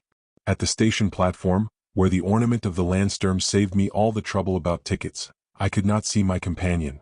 I stood waiting while a great crowd, mostly of soldiers, swayed past me and filled all the front carriages. An officer spoke to me gruffly and told me to stand aside behind a wooden rail. I obeyed and suddenly found Stum's eyes looking down at me. You know German? He asked sharply. A dozen words, I said carelessly. I've been to Windhoek and learned enough to ask for my dinner. Peter, my friend, speaks it a bit. So, said Stum. Well, get into the carriage. Not that one. There, thickhead. I did as I was bid, he followed, and the door was locked behind us. The precaution was needless, for the sight of Stum's profile at the platform end would have kept out the most brazen. I wondered if I had woken up his suspicions. I must be on my guard to show no signs of intelligence if he suddenly tried me in German, and that wouldn't be easy, for I knew it as well as I knew Dutch. We moved into the country, but the windows were blurred with frost and I saw nothing of the landscape. Stum was busy with papers and let me alone. I read on a notice that one was forbidden to smoke, so to show my ignorance of German I pulled out my pipe. Stum raised his head, saw what I was doing and gruffly bade me put it away, as if he were an old lady that disliked the smell of tobacco. In half an hour I got very bored, for I had nothing to read and my pipe was verboten. People passed now and then in the corridors, but no one offered to enter. No doubt they saw the big figure in uniform and thought he was the deuce of a staff swell who wanted solitude. I thought of stretching my legs in the corridor and was just getting up to do it when somebody slid the door back and a big figure blocked the light. He was wearing a heavy ulster and a green felt hat.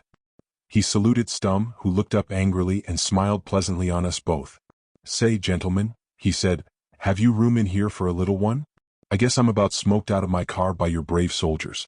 I've gotten a delicate stomach. Stum had risen with a brow of wrath, and looked as if he were going to pitch the intruder off the train. Then he seemed to halt and collect himself, and the other's face broke into a friendly grin. "Why, it's Colonel Stum," he cried. He pronounced it like the first syllable in stomach. "Very pleased to meet you again, Colonel. I had the honor of making your acquaintance at our embassy.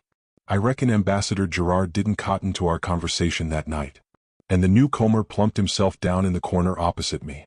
I had been pretty certain I would run across Blenkerin somewhere in Germany, but I didn't think it would be so soon. There he sat staring at me with his full, unseeing eyes, rolling out platitudes to Stum, who was nearly bursting in his effort to keep civil. I looked moody and suspicious, which I took to be the right line. "Things are getting a bit dead at Salonika," said Mr. Blenkerin by way of a conversational opening. Stum pointed to a notice which warned officers to refrain from discussing military operations with mixed company in a railway carriage.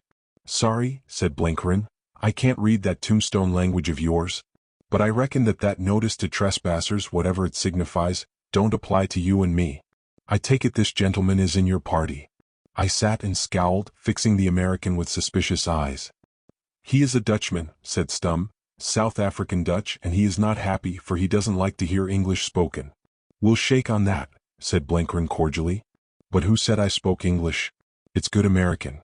Cheer up, friend, for it isn't the call that makes the big whoppity, as they say out west in my country. I hate John Bull worse than a poison rattle.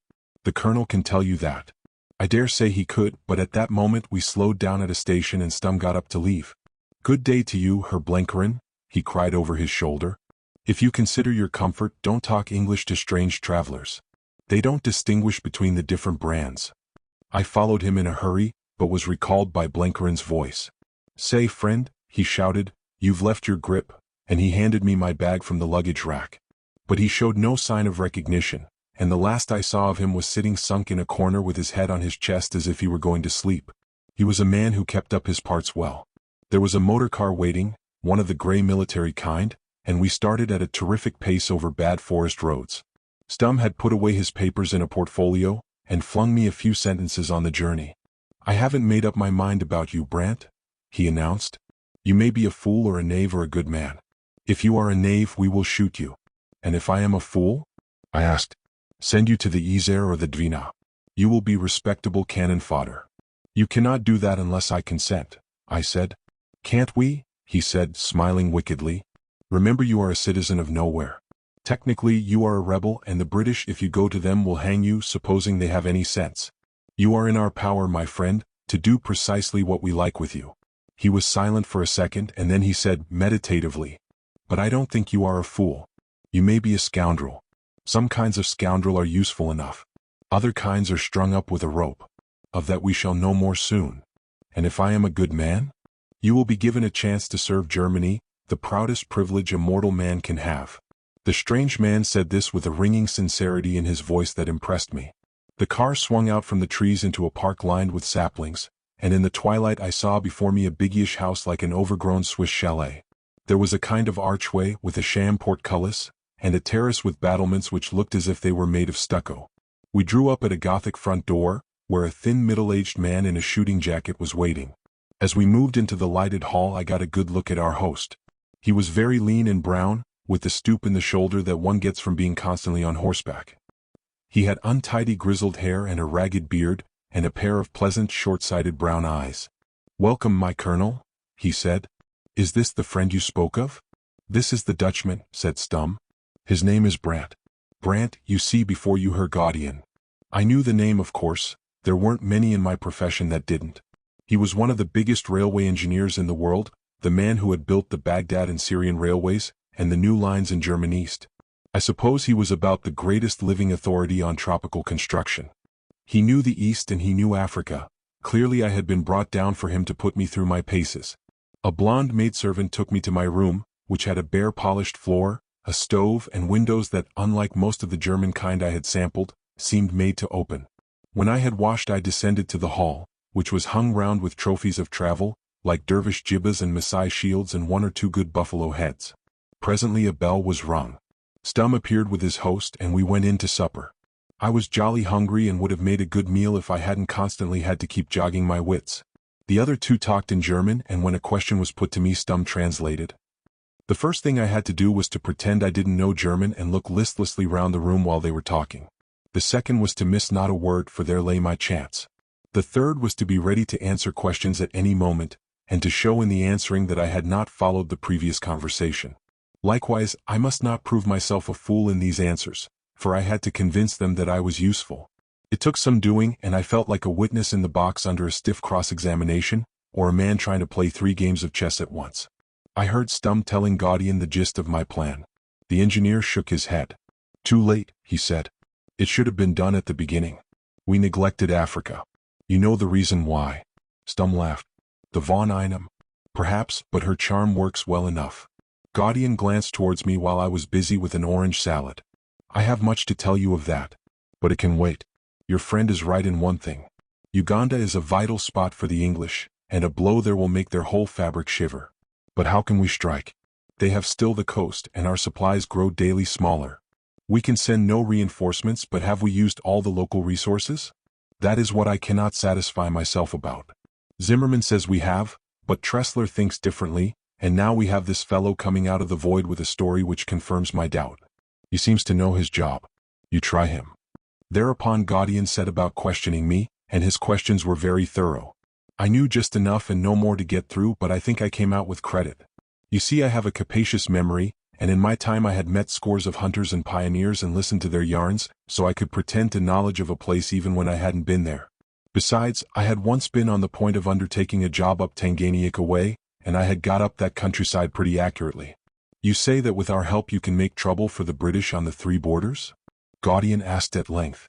"I can spread the fire if someone else will kindle it," I said. "But there are thousands of tribes with no affinities. They are all African. You can bear me out. All African peoples are alike in one thing: they can go mad, and the madness of one infects the others. The English know this well enough." "Where would you start the fire?" he asked. "Where the fuel is driest. Up in the north among the Mussulman peoples. But there you must help me. I know nothing about Islam, and I gather that you do." "Why?" he asked. "Because of what you have done already," I answered. Stum had translated all this time and had given the sense of my words very fairly. But with my last answer he took liberties. What he gave was, "Because the Dutchman thinks that we have some big card in dealing with the Moslem world." Then, lowering his voice and raising his eyebrows, he said some word like, "Unmantle." The other looked with a quick glance of apprehension at me. "We had better continue our talk in private, Herr Colonel," he said. "If Herr Brandt will forgive us, we will leave him for a little to entertain himself." He pushed the cigar box towards me and the two got up and left the room. I pulled my chair up to the stove and would have liked to drop off to sleep. The tension of the talk at supper had made me very tired. I was accepted by these men for exactly what I professed to be. Stum might suspect me of being a rascal, but it was a Dutch rascal. But all the same I was skating on thin ice. I could not sink myself utterly in the part, for if I did I would get no good out of being there. I had to keep my wits going all the time, and join the appearance and manners of a Backveld Boer with the mentality of a British intelligence officer. Any moment the two parts might clash and I would be faced with the most alert and deadly suspicion. There would be no mercy from Stum. That large man was beginning to fascinate me even though I hated him. Gaudian was clearly a good fellow, a white man and a gentleman. I could have worked with him for he belonged to my own totem. But the other was an incarnation of all that makes Germany detested, and yet he wasn't altogether the ordinary German, and I couldn't help admiring him. I noticed he neither smoked nor drank. His grossness was apparently not in the way of fleshly appetites. Cruelty, from all I had heard of him in German Southwest, was his hobby, but there were other things in him, some of them good, and he had that kind of crazy patriotism which becomes a religion. I wondered why he had not some high command in the field, for he had had the name of a good soldier.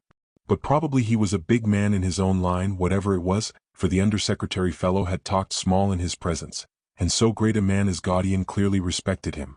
There must be no lack of brains inside that funny pyramidal head. As I sat beside the stove I was casting back to think if I had got the slightest clue to my real job. There seemed to be nothing so far.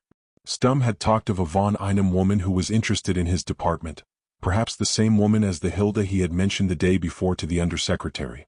There was not much in that. She was probably some minister's or ambassador's wife who had a finger in high politics. If I could have caught the word Stum had whispered to Gaudian which made him start and look askance at me. But I had only heard a gurgle of something like unmantle, which wasn't any German word that I knew. The heat put me into a half-doze and I began dreamily to wonder what other people were doing. Where had Blenkerin been posting to in that train, and what was he up to at this moment? He had been hobnobbing with ambassadors and swells. I wondered if he had found out anything. What was Peter doing? I fervently hoped he was behaving himself, for I doubted if Peter had really tumbled to the delicacy of our job. Where was Sandy too? As like as not bucketing in the hold of some Greek coaster in the Aegean. Then I thought of my battalion somewhere on the line between Hulluch and La Bassée, hammering at the Boche, while I was 500 miles or so inside the Boche frontier. It was a comic reflection, so comic that it woke me up. After trying in vain to find a way of stoking that stove, for it was a cold night, I got up and walked about the room. There were portraits of two decent old fellows, probably Gaudian's parents. There were enlarged photographs, too, of engineering works and a good picture of Bismarck. And close to the stove there was a case of maps mounted on rollers. I pulled out one at random. It was a geological map of Germany, and with some trouble I found out where I was. I was an enormous distance from my goal, and moreover I was clean off the road to the east. To go there I must first go to Bavaria and then into Austria. I noticed the Danube flowing eastwards and remembered that that was one way to Constantinople. Then I tried another map.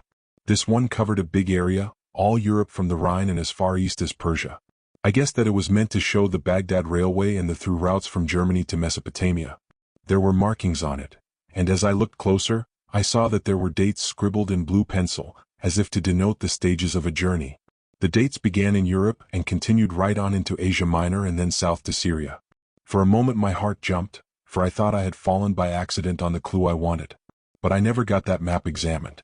I heard footsteps in the corridor, and very gently I let the map roll up and turned away. When the door opened I was bending over the stove trying to get a light for my pipe. It was Gaudian, to bid me join him and Stum in his study. On our way there he put a kindly hand on my shoulder. I think he thought I was bullied by Stum and wanted to tell me that he was my friend, and he had no other language than a pat on the back. The soldier was in his old position with his elbows on the mantelpiece and his formidable great jaw stuck out. "Listen to me," he said. "Her Gaudian and I are inclined to make use of you. You may be a charlatan, in which case you will be in the devil of a mess and have yourself to thank for it. If you are a rogue you will have little scope for roguery. We will see to that. If you are a fool you will yourself suffer for it. But if you are a good man you will have a fair chance, and if you succeed we will not forget it. Tomorrow I go home and you will come with me and get your orders." I made shift to stand at attention and salute. Gaudian spoke in a pleasant voice as if he wanted to atone for Stum's imperiousness. "We are men who love our fatherland, Herr Brandt," he said. "You are not of that fatherland, but at least you hate its enemies. Therefore we are allies and trust each other like allies. Our victory is ordained by God, and we are none of us more than his instruments." Stum translated in a sentence, and his voice was quite solemn. He held up his right hand, and so did Gaudian, like a man taking an oath or a parson blessing his congregation. Then I realized something of the might of Germany. She produced good and bad, cads and gentlemen, but she could put a bit of the fanatic into them all. Chapter 6. The Indiscretions of the Same. I was standing stark naked next morning in that icy bedroom, trying to bathe in about a quart of water, when Stum entered. He strode up to me and stared me in the face. I was half a head shorter than him to begin with, and a man does not feel his stoutest when he has no clothes, so he had the pull on me every way. "I have reason to believe that you are a liar," he growled. I pulled the bed cover round me, for I was shivering with cold, and the German idea of a towel is a pocket handkerchief. I own I was in a pretty blue funk. "A liar," he repeated. "You and that swine Pienaar." With my best effort at surliness I asked what we had done. "You lied because you said you know no German. Apparently your friend knows enough to talk treason and blasphemy." This gave me back some heart. "I told you I knew a dozen words. But I told you Peter could talk it a bit. I told you that yesterday at the station." Fervently I blessed my luck for that casual remark. He evidently remembered, for his tone became a trifle more civil. "You are a precious pair. If one of you is a scoundrel, why not the other?" "I take no responsibility for Peter," I said. I felt I was a cad in saying it, but that was the bargain we had made at the start. I have known him for years as a great hunter and a brave man. I knew he fought well against the English. But more I cannot tell you. You have to judge him for yourself. What has he done? I was told, for Stum had got it that morning on the telephone.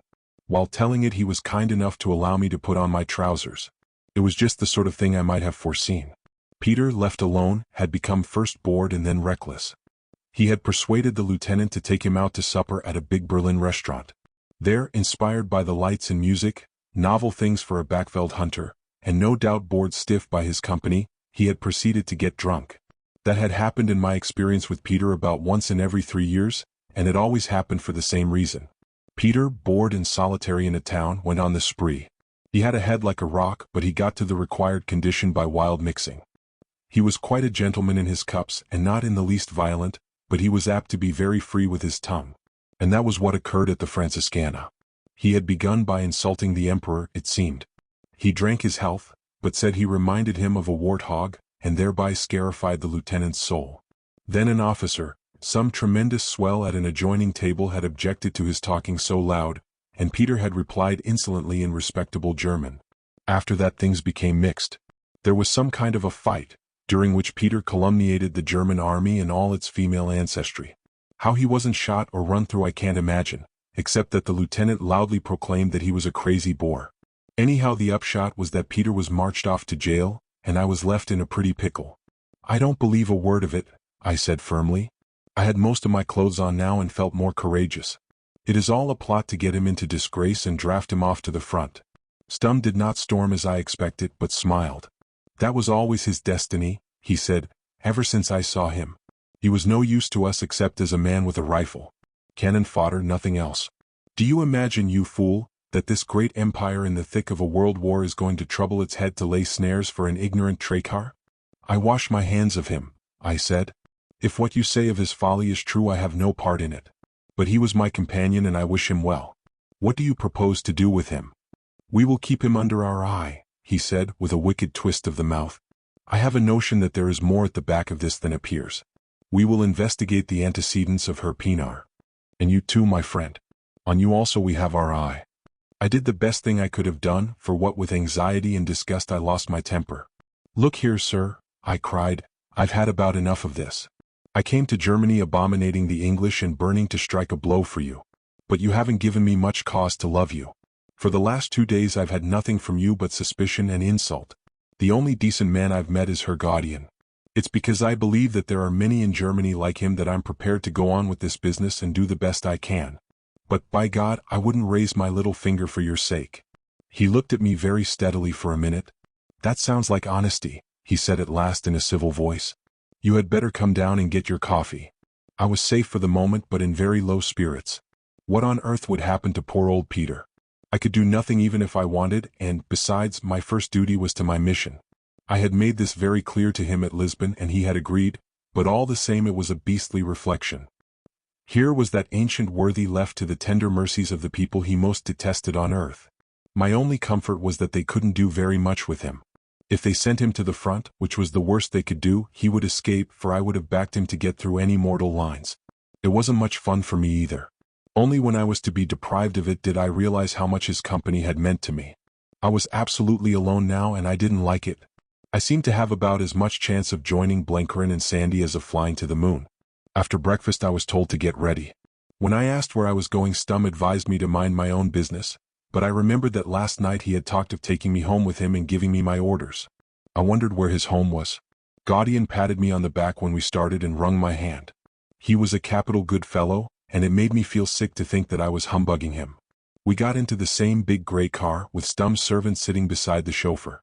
It was a morning of hard frost, the bare fields were white with rime, and the fir trees powdered like a wedding cake. We took a different road from the night before, and after a run of half a dozen miles came to a little town with a big railway station. It was a junction on some main line, and after 5 minutes waiting we found our train. Once again we were alone in the carriage. Stum must have had some colossal graft, for the train was crowded. I had another 3 hours of complete boredom. I dared not smoke and could do nothing but stare out of the window.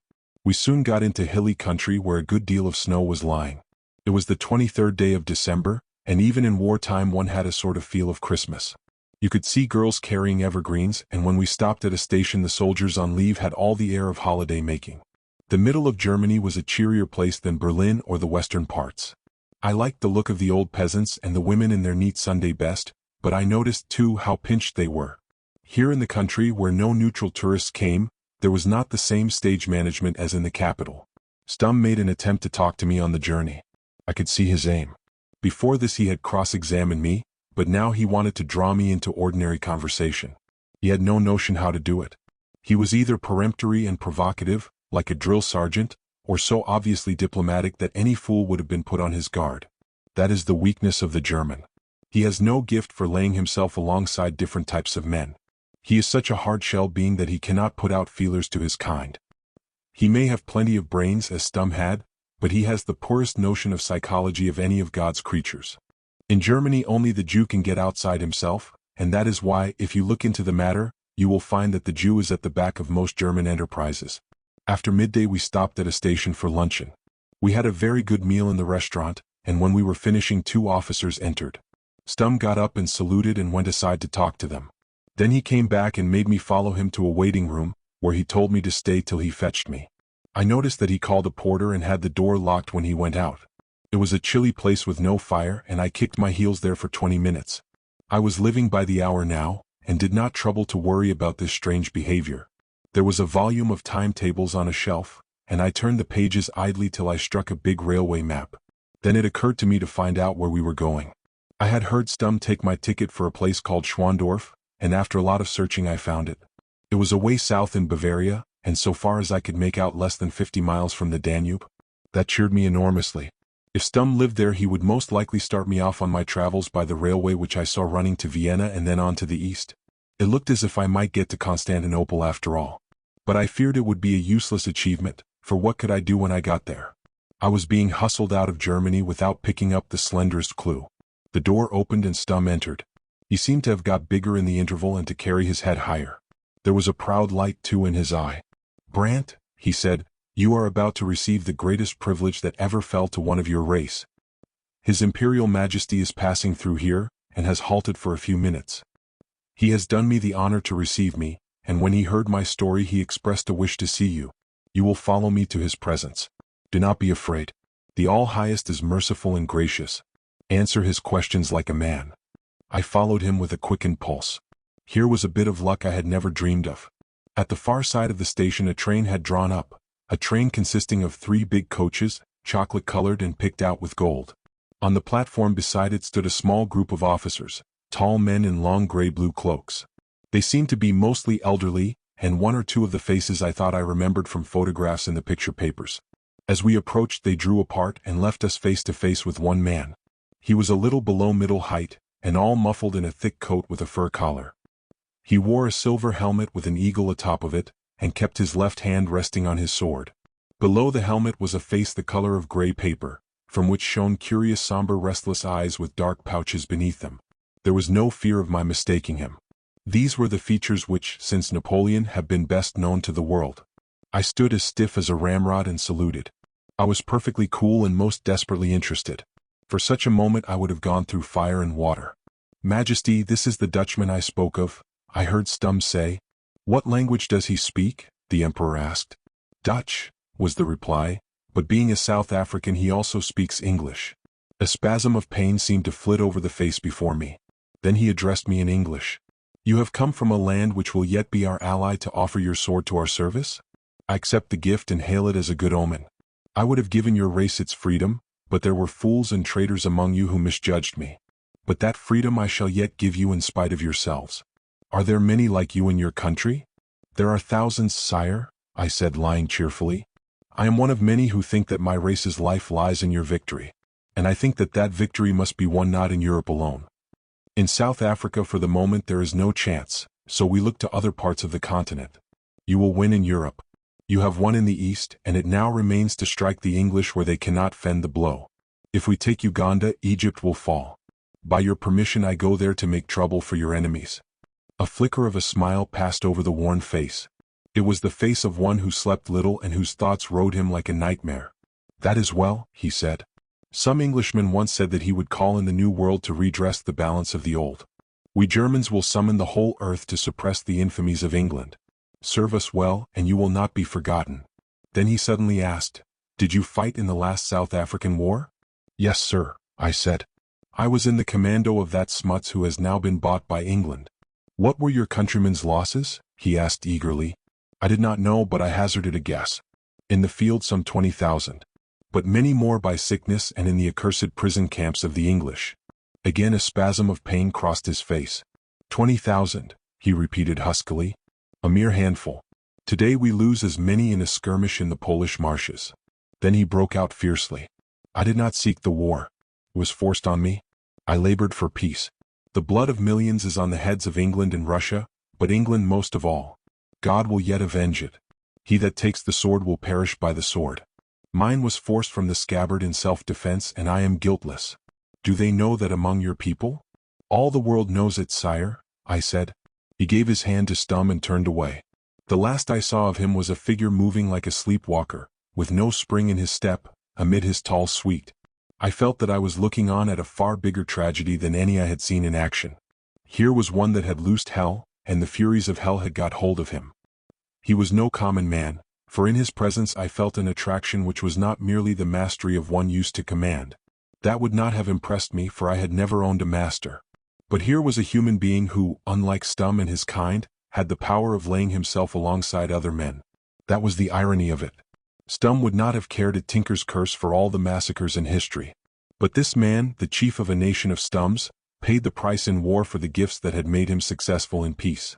He had imagination and nerves, and the one was white-hot and the others were quivering.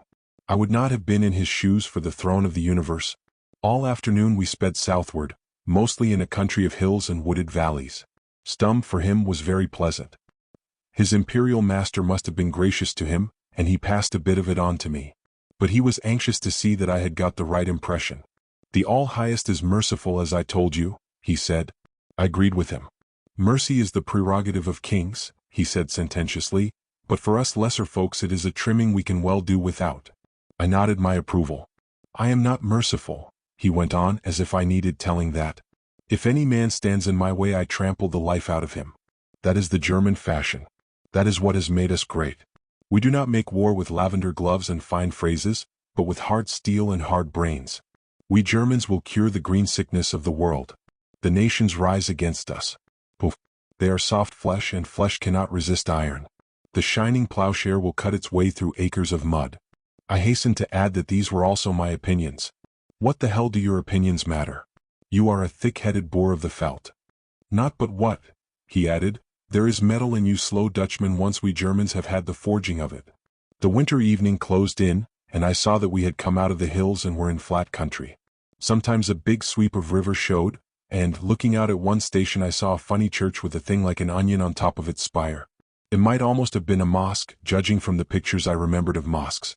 I wish to heaven I had given geography more attention in my time. Presently we stopped, and Stum led the way out. The train must have been specially halted for him, for it was a one-horse little place whose name I could not make out. The station master was waiting, bowing and saluting, and outside was a motor car with big headlights. Next minute we were sliding through dark woods where the snow lay far deeper than in the north. There was a mild frost in the air, and the tires slipped and skidded at the corners. We hadn't far to go.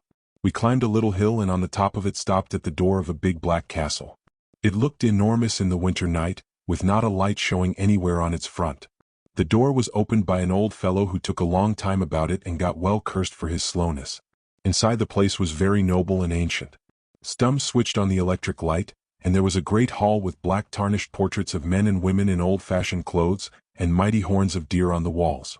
There seemed to be no superfluity of servants. The old fellow said that food was ready, and without more ado we went into the dining room, another vast chamber with rough stone walls above the paneling, and found some cold meats on the table beside a big fire. The servant presently brought in a ham omelette, and on that and the cold stuff we dined. I remember there was nothing to drink but water. It puzzled me how Stum kept his great body going on the very moderate amount of food he ate. He was the type you expect to swill beer by the bucket and put away a pie in a sitting. When we had finished, he rang for the old man and told him that we should be in the study for the rest of the evening. You can lock up and go to bed when you like, he said, but see you have coffee ready at 7 sharp in the morning. Ever since I entered that house I had the uncomfortable feeling of being in a prison. Here was I alone in this great place with a fellow who could, and would wring my neck if he wanted. Berlin and all the rest of it had seemed comparatively open country. I had felt that I could move freely and at the worst make a bolt for it.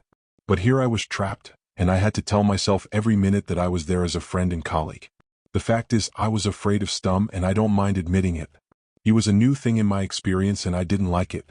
If only he had drunk and guzzled a bit I should have been happier. We went up a staircase to a room at the end of a long corridor. Stum locked the door behind him and laid the key on the table. That room took my breath away, it was so unexpected. In place of the grim bareness of downstairs, here was a place all luxury and color and light. It was very large, but low in the ceiling, and the walls were full of little recesses with statues in them. A thick gray carpet of velvet pile covered the floor, and the chairs were low and soft and upholstered like a lady's boudoir. A pleasant fire burned on the hearth and there was a flavor of scent in the air, something like incense or burnt sandalwood. A French clock on the mantelpiece told me that it was 10 minutes past 8. Everywhere on little tables and in cabinets was a profusion of knickknacks, and there was some beautiful embroidery framed on screens. At first sight you would have said it was a woman's drawing room. But it wasn't. I soon saw the difference. There had never been a woman's hand in that place. It was the room of a man who had a passion for frippery, who had a perverted taste for soft, delicate things. It was the complement to his bluff brutality. I began to see the queer other side to my host, that evil side which gossip had spoken of as not unknown in the German army. The room seemed a horribly unwholesome place and I was more than ever afraid of Stum. The hearth rug was a wonderful old Persian thing, all faint greens and pinks. As he stood on it he looked uncommonly like a bull in a china shop. He seemed to bask in the comfort of it and sniffed like a satisfied animal. Then he sat down at an escritoire, unlocked a drawer and took out some papers. "We will now settle your business, friend Brandt," he said. "You will go to Egypt and there take your orders from one whose name and address are in this envelope.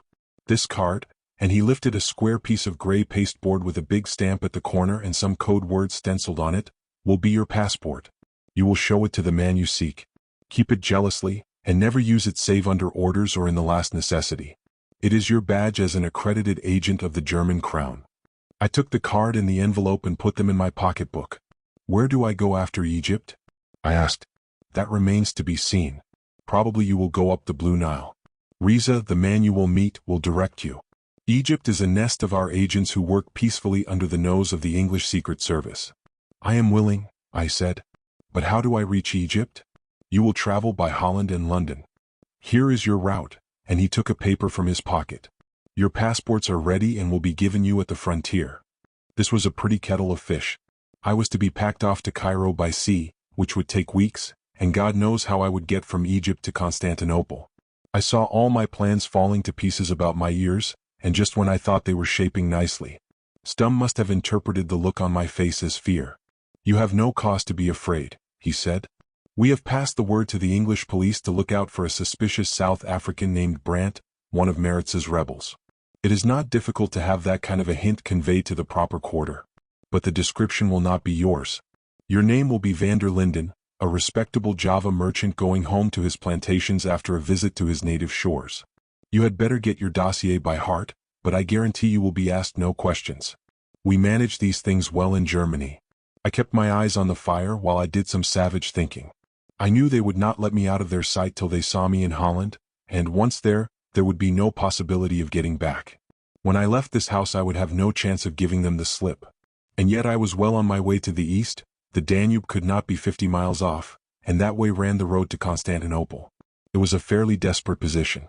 If I tried to get away Stum would prevent me, and the odds were that I would go to join Peter in some infernal prison camp. Those moments were some of the worst I ever spent. I was absolutely and utterly baffled like a rat in a trap. There seemed nothing for it but to go back to London and tell Sir Walter the game was up. And that was about as bitter as death. He saw my face and laughed. "Does your heart fail you, my little Dutchman? You funk the English? I will tell you one thing for your comfort. There is nothing in the world to be feared except me. Fail and you have cause to shiver. Play me false and you had far better never have been born." His ugly sneering face was close above mine. Then he put out his hands and gripped my shoulders as he had done the first afternoon. I forget if I mentioned that part of the damage I got at loose was a shrapnel bullet low down at the back of my neck. The wound had healed well enough, but I had pains there on a cold day. His fingers found the place and it hurt like hell. There is a very narrow line between despair and black rage. I had about given up the game, but the sudden ache of my shoulders gave me purpose again. He must have seen the rage in my eyes, for his own became cruel. "The weasel would like to bite," he cried. "But the poor weasel has found its master. Stand still, vermin. Smile, look pleasant, or I will make pulp of you. Do you dare to frown at me? I shut my teeth and said never a word. I was choking in my throat and could not have uttered a syllable if I had tried. Then he let me go, grinning like an ape. I stepped back a pace and gave him my left between the eyes. For a second he did not realize what had happened, for I don't suppose anyone had dared to lift a hand to him since he was a child. He blinked at me mildly. Then his face grew as red as fire. "God in heaven," he said quietly. "I am going to kill you," and he flung himself on me like a mountain. I was expecting him and dodged the attack. I was quite calm now but pretty helpless. The man had a gorilla's reach and could give me at least a couple of stone. He wasn't soft either but looked as hard as granite. I was only just from hospital and absurdly out of training. He would certainly kill me if he could, and I saw nothing to prevent him. My only chance was to keep him from getting to grips, for he could have squeezed in my ribs in 2 seconds. I fancied I was lighter on my legs than him and I had a good eye. Black Monty at Kimberley had taught me to fight a bit, but there is no art on earth which can prevent a big man in a narrow space from sooner or later cornering a lesser one. That was the danger. Backwards and forwards we padded on the soft carpet. He had no notion of guarding himself and I got in a good few blows. Then I saw a queer thing. Every time I hit him he blinked and seemed to pause. I guess the reason for that. He had gone through life keeping the crown of the causeway, and nobody had ever stood up to him. He wasn't a coward by a long chalk, but he was a bully and had never been struck in his life. He was getting struck now in real earnest and he didn't like it. He had lost his bearings and was growing as mad as a hatter. I kept half an eye on the clock. I was hopeful now and was looking for the right kind of chance. The risk was that I might tire sooner than him and be at his mercy. Then I learned a truth I have never forgotten. If you are fighting a man who means to kill you, he will be apt to down you unless you mean to kill him too. Stum did not know any rules to this game and I forgot to allow for that. Suddenly, when I was watching his eyes, he launched a mighty kick at my stomach. If he had got me, this yarn would have had an abrupt ending. But by the mercy of God I was moving sideways when he let out, and his heavy boot just grazed my left thigh. It was the place where most of the shrapnel had lodged, and for a second I was sick with pain and stumbled. Then I was on my feet again but with a new feeling in my blood. I had to smash Stum or never sleep in my bed again. I got a wonderful power from this new cold rage of mine. I felt I couldn't tire, and I danced round and dotted his face till it was streaming with blood. His bulky padded chest was no good to me so I couldn't try for the mark. He began to snort now and his breath came heavily. "You infernal cad," I said in good round English, "I'm going to knock the stuffing out of you," but he didn't know what I was saying. Then at last he gave me my chance. He half tripped over a little table and his face stuck forward. I got him on the point of the chin and put every ounce of weight I possessed behind the blow. He crumpled up in a heap and rolled over, upsetting a lamp and knocking a big china jar in two. His head, I remember, lay under the escritoire from which he had taken my passport. I picked up the key and unlocked the door. In one of the gilded mirrors I smoothed my hair and tidied up my clothes. My anger had completely gone and I had no particular ill will left against Stum. He was a man of remarkable qualities, which would have brought him to the highest distinction in the Stone Age. But for all that he and his kind were back numbers. I stepped out of the room, locked the door behind me and started out on the second stage of my travels. Chapter 7. Christmastide. Everything depended on whether the servant was in the hall. I had put Stum to sleep for a bit, but I couldn't flatter myself he would long be quiet, and when he came to he would kick the locked door to matchwood. I must get out of the house without a minute's delay, and if the door was shut and the old man gone to bed I was done. I met him at the foot of the stairs, carrying a candle. "Your master wants me to send off an important telegram." "Where is the nearest office?" "There's one in the village, isn't there?" I spoke in my best German, the first time I had used the tongue since I crossed the frontier. "The village is 5 minutes off at the foot of the avenue," he said. "Will you be long, sir?" "I'll be back in a quarter of an hour," I said. "Don't lock up till I get in." I put on my ulster and walked out into a clear starry night. My bag I left lying on a settle in the hall. There was nothing in it to compromise me, but I wished I could have got a toothbrush and some tobacco out of it. So began one of the craziest escapades you can well imagine. I couldn't stop to think of the future yet, but must take one step at a time. I ran down the avenue, my feet cracking on the hard snow, planning hard my program for the next hour. I found the village, half a dozen houses with one biggish place that looked like an inn. The moon was rising, and as I approached I saw that there was some kind of a store. A funny little two-seated car was purring before the door, and I guessed this was also the telegraph office. I marched in and told my story to a stout woman with spectacles on her nose who was talking to a young man. It is too late, she shook her head. The Herr Burgrave knows that well. There is no connection from here after 8 o'clock. If the matter is urgent you must go to Schwandorf. How far is that? I asked, looking for some excuse to get decently out of the shop. 7 miles, she said, but here is Franz and the post wagon. Franz, you will be glad to give the gentleman a seat beside you. The sheepish-looking youth muttered something which I took to be assent, and finished off a glass of beer. From his eyes and manner he looked as if he were half drunk. I thanked the woman and went out to the car, for I was in a fever to take advantage of this unexpected bit of luck. I could hear the postmistress enjoining Franz not to keep the gentleman waiting, and presently he came out and flopped into the driver's seat. We started in a series of voluptuous curves, till his eyes got accustomed to the darkness. At first we made good going along the straight, broad highway lined with woods on one side and on the other snowy fields melting into haze. Then he began to talk, and as he talked he slowed down. This by no means suited my book, and I seriously wondered whether I should pitch him out and take charge of the thing. He was obviously a weakling left behind in the conscription, and I could have done it with one hand.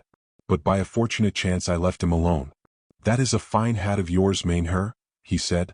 He took off his own blue peaked cap, the uniform I suppose of the driver of the post wagon, and laid it on his knee.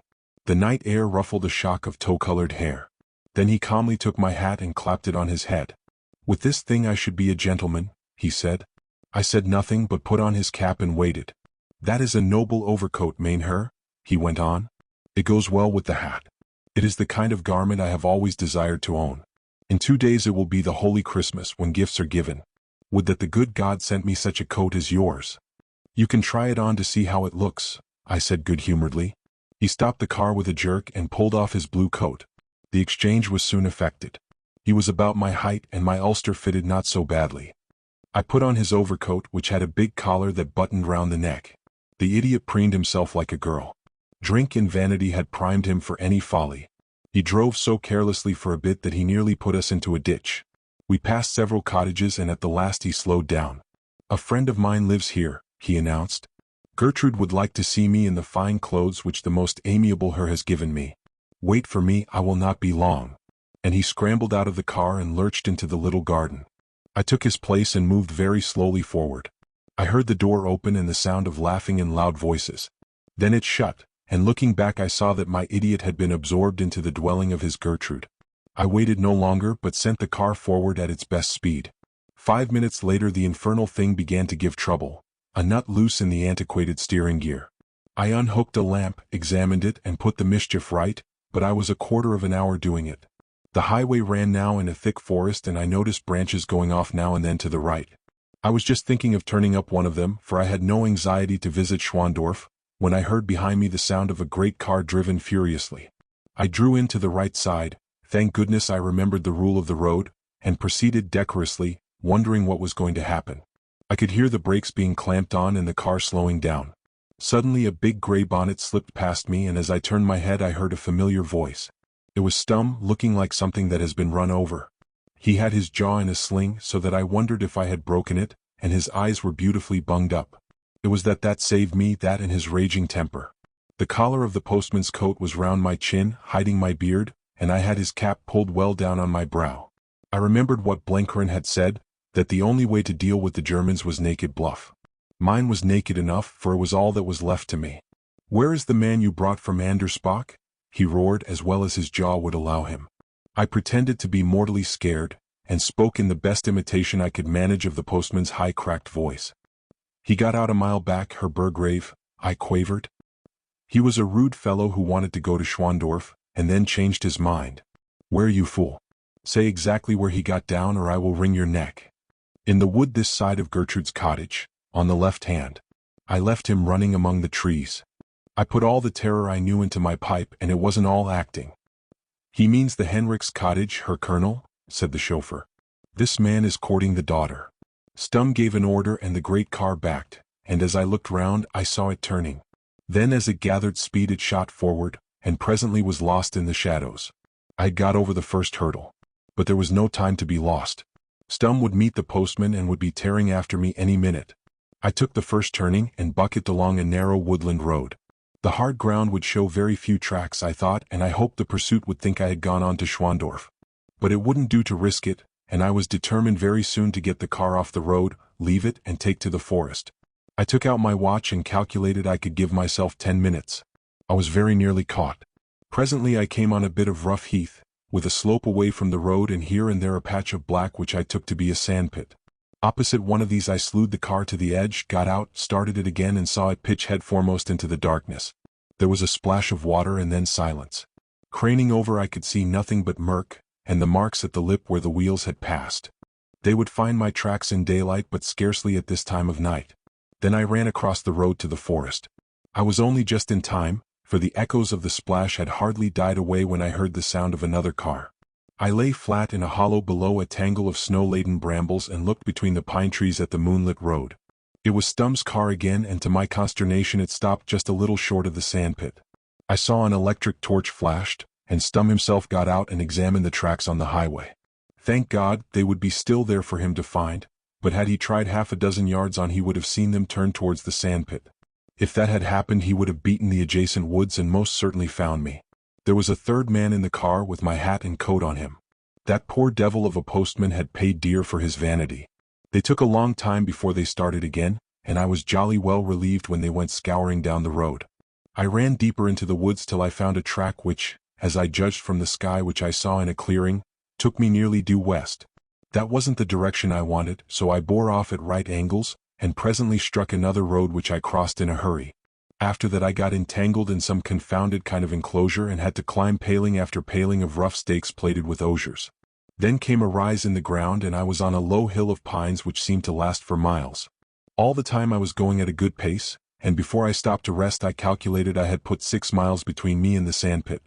My mind was getting a little more active now. For the first part of the journey I had simply staggered from impulse to impulse. These impulses had been uncommon lucky, but I couldn't go on like that forever.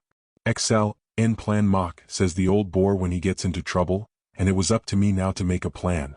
As soon as I began to think I saw the desperate business I was in for. Here was I, with nothing except what I stood up in, including a coat and cap that weren't mine, alone in midwinter in the heart of South Germany. There was a man behind me looking for my blood, and soon there would be a hue and cry for me up and down the land. I had heard that the German police were pretty efficient, and I couldn't see that I stood the slimmest chance. If they caught me they would shoot me beyond doubt. I asked myself on what charge and answered, for knocking about a German officer. They couldn't have me up for espionage, for as far as I knew they had no evidence. I was simply a Dutchman that had got riled and had run amok. But if they cut down a cobbler for laughing at a second lieutenant, which is what happened at Zabern, I calculated that hanging would be too good for a man that had broken a colonel's jaw. To make things worse my job was not to escape, though that would have been hard enough, but to get to Constantinople, more than 1,000 miles off, and I reckoned I couldn't get there as a tramp. I had to be sent there, and now I had flung away my chance. If I had been a Catholic I would have said a prayer to Saint Teresa, for she would have understood my troubles. My mother used to say that when you felt down on your luck it was a good cure to count your mercies. So I set about counting mine. The first was that I was well started on my journey, for I couldn't be above 20 miles from the Danube. The second was that I had Stumm's pass. I didn't see how I could use it, but there it was. Lastly I had plenty of money, 53 English sovereigns and the equivalent of £3 in German paper which I had changed at the hotel. Also I had squared accounts with old Stumm. That was the biggest mercy of all. I thought I'd better get some sleep, so I found a dryish hole below an oak root and squeezed myself into it. The snow lay deep in these woods and I was sopping wet up to the knees. All the same I managed to sleep for some hours, and got up and shook myself just as the winter's dawn was breaking through the tree-tops. Breakfast was the next thing, and I must find some sort of dwelling. Almost at once I struck a road, a big highway running north and south. I trotted along in the bitter morning to get my circulation started, and presently I began to feel a little better. In a little I saw a church spire, which meant a village. Stumm wouldn't be likely to have got on my tracks yet, I calculated, but there was always the chance that he had warned all the villages round by telephone and that they might be on the lookout for me. But that risk had to be taken, for I must have food. It was the day before Christmas, I remembered, and people would be holidaying. The village was quite a big place, but at this hour, just after 8 o'clock, there was nobody in the street except a wandering dog. I chose the most unassuming shop I could find, where a little boy was taking down the shutters, one of those general stores where they sell everything.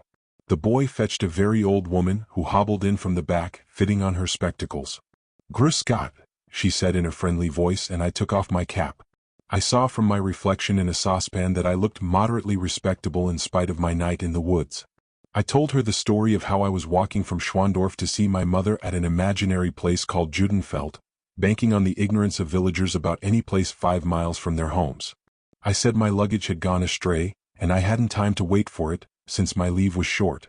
The old lady was sympathetic and unsuspecting. She sold me a pound of chocolate, a box of biscuits, the better part of a ham, 2 tins of sardines and a rucksack to carry them. I also bought some soap, a comb and a cheap razor, and a small tourist guide published by a Leipzig firm. As I was leaving I saw what seemed like garments hanging up in the back shop, and turned to have a look at them. They were the kind of thing that Germans wear on their summer walking tours, long shooting capes made of a green stuff they call loden.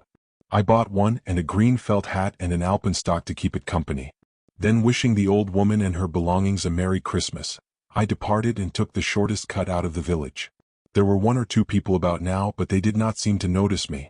I went into the woods again and walked for 2 miles till I halted for breakfast.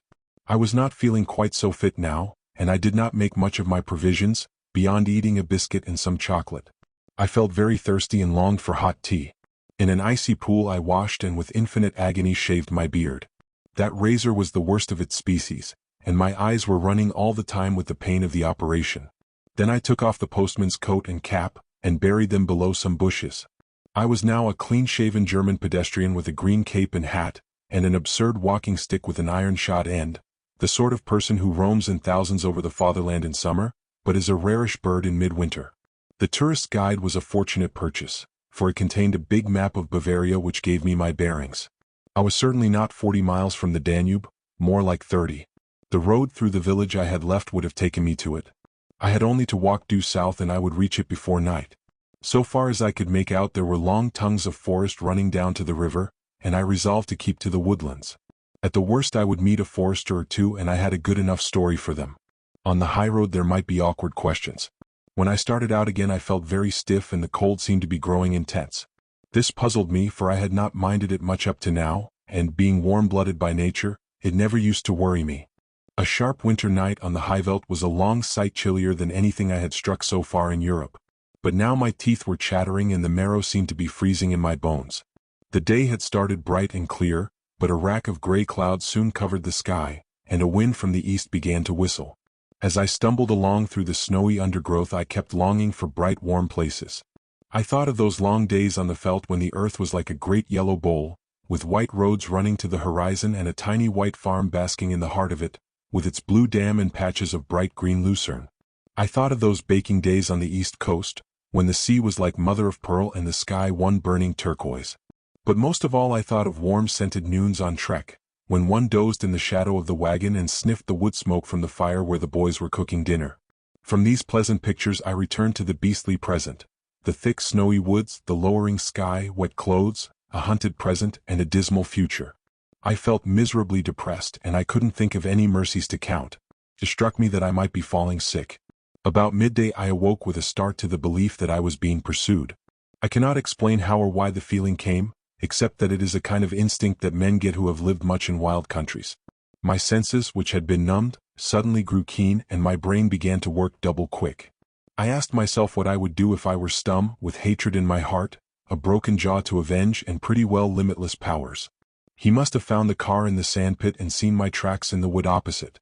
I didn't know how good he and his men might be at following a spoor, but I knew that any ordinary Kaffir could have nosed it out easily. But he didn't need to do that. This was a civilized country full of roads and railways. I must some time and somewhere come out of the woods.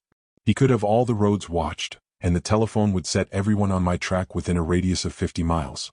Besides, he would soon pick up my trail in the village I had visited that morning. From the map I learned that it was called Greif, and it was likely to live up to that name with me. Presently I came to a rocky knoll which rose out of the forest. Keeping well in shelter I climbed to the top and cautiously looked around me. Away to the east I saw the vale of a river with broad fields and church spires. West and south the forest rolled unbroken in a wilderness of snowy treetops. There was no sign of life anywhere, not even a bird, but I knew very well that behind me in the woods were men moving swiftly on my track, and that it was pretty well impossible for me to get away. There was nothing for it but to go on till I dropped or was taken. I shaped my course south with a shade of west in it, for the map showed me that in that direction I would soonest strike the Danube. What I was going to do when I got there I didn't trouble to think. I had fixed the river as my immediate goal and the future must take care of itself. I was now certain that I had fever on me. It was still in my bones as a legacy from Africa, and had come out once or twice when I was with the battalion in Hampshire. The bouts had been short for I had known of their coming and dosed myself. But now I had no quinine, and it looked as if I were in for a heavy go. It made me feel desperately wretched and stupid, and I all but blundered into capture. For suddenly I came on a road and was going to cross it blindly, when a man rode slowly past on a bicycle. Luckily I was in the shade of a clump of hollies and he was not looking my way, though he was not 3 yards off. I crawled forward to reconnoiter. I saw about half a mile of road running straight through the forest and every 200 yards was a bicyclist. They wore uniform and appeared to be acting as sentries. This could only have one meaning. Stum had picketed all the roads and cut me off in an angle of the woods. There was no chance of getting across unobserved. As I lay there with my heart sinking, I had the horrible feeling that the pursuit might be following me from behind, and that at any moment I would be enclosed between 2 fires. For more than an hour I stayed there with my chin in the snow. I didn't see any way out and I was feeling so ill that I didn't seem to care. Then my chance came suddenly out of the skies. The wind rose and a great gust of snow blew from the east. In 5 minutes it was so thick that I couldn't see across the road. At first I thought it a new addition to my troubles, and then very slowly I saw the opportunity. I slipped down the bank and made ready to cross. I almost blundered into one of the bicyclists. He cried out and fell off his machine, but I didn't wait to investigate. A sudden access of strength came to me and I darted into the woods on the farther side.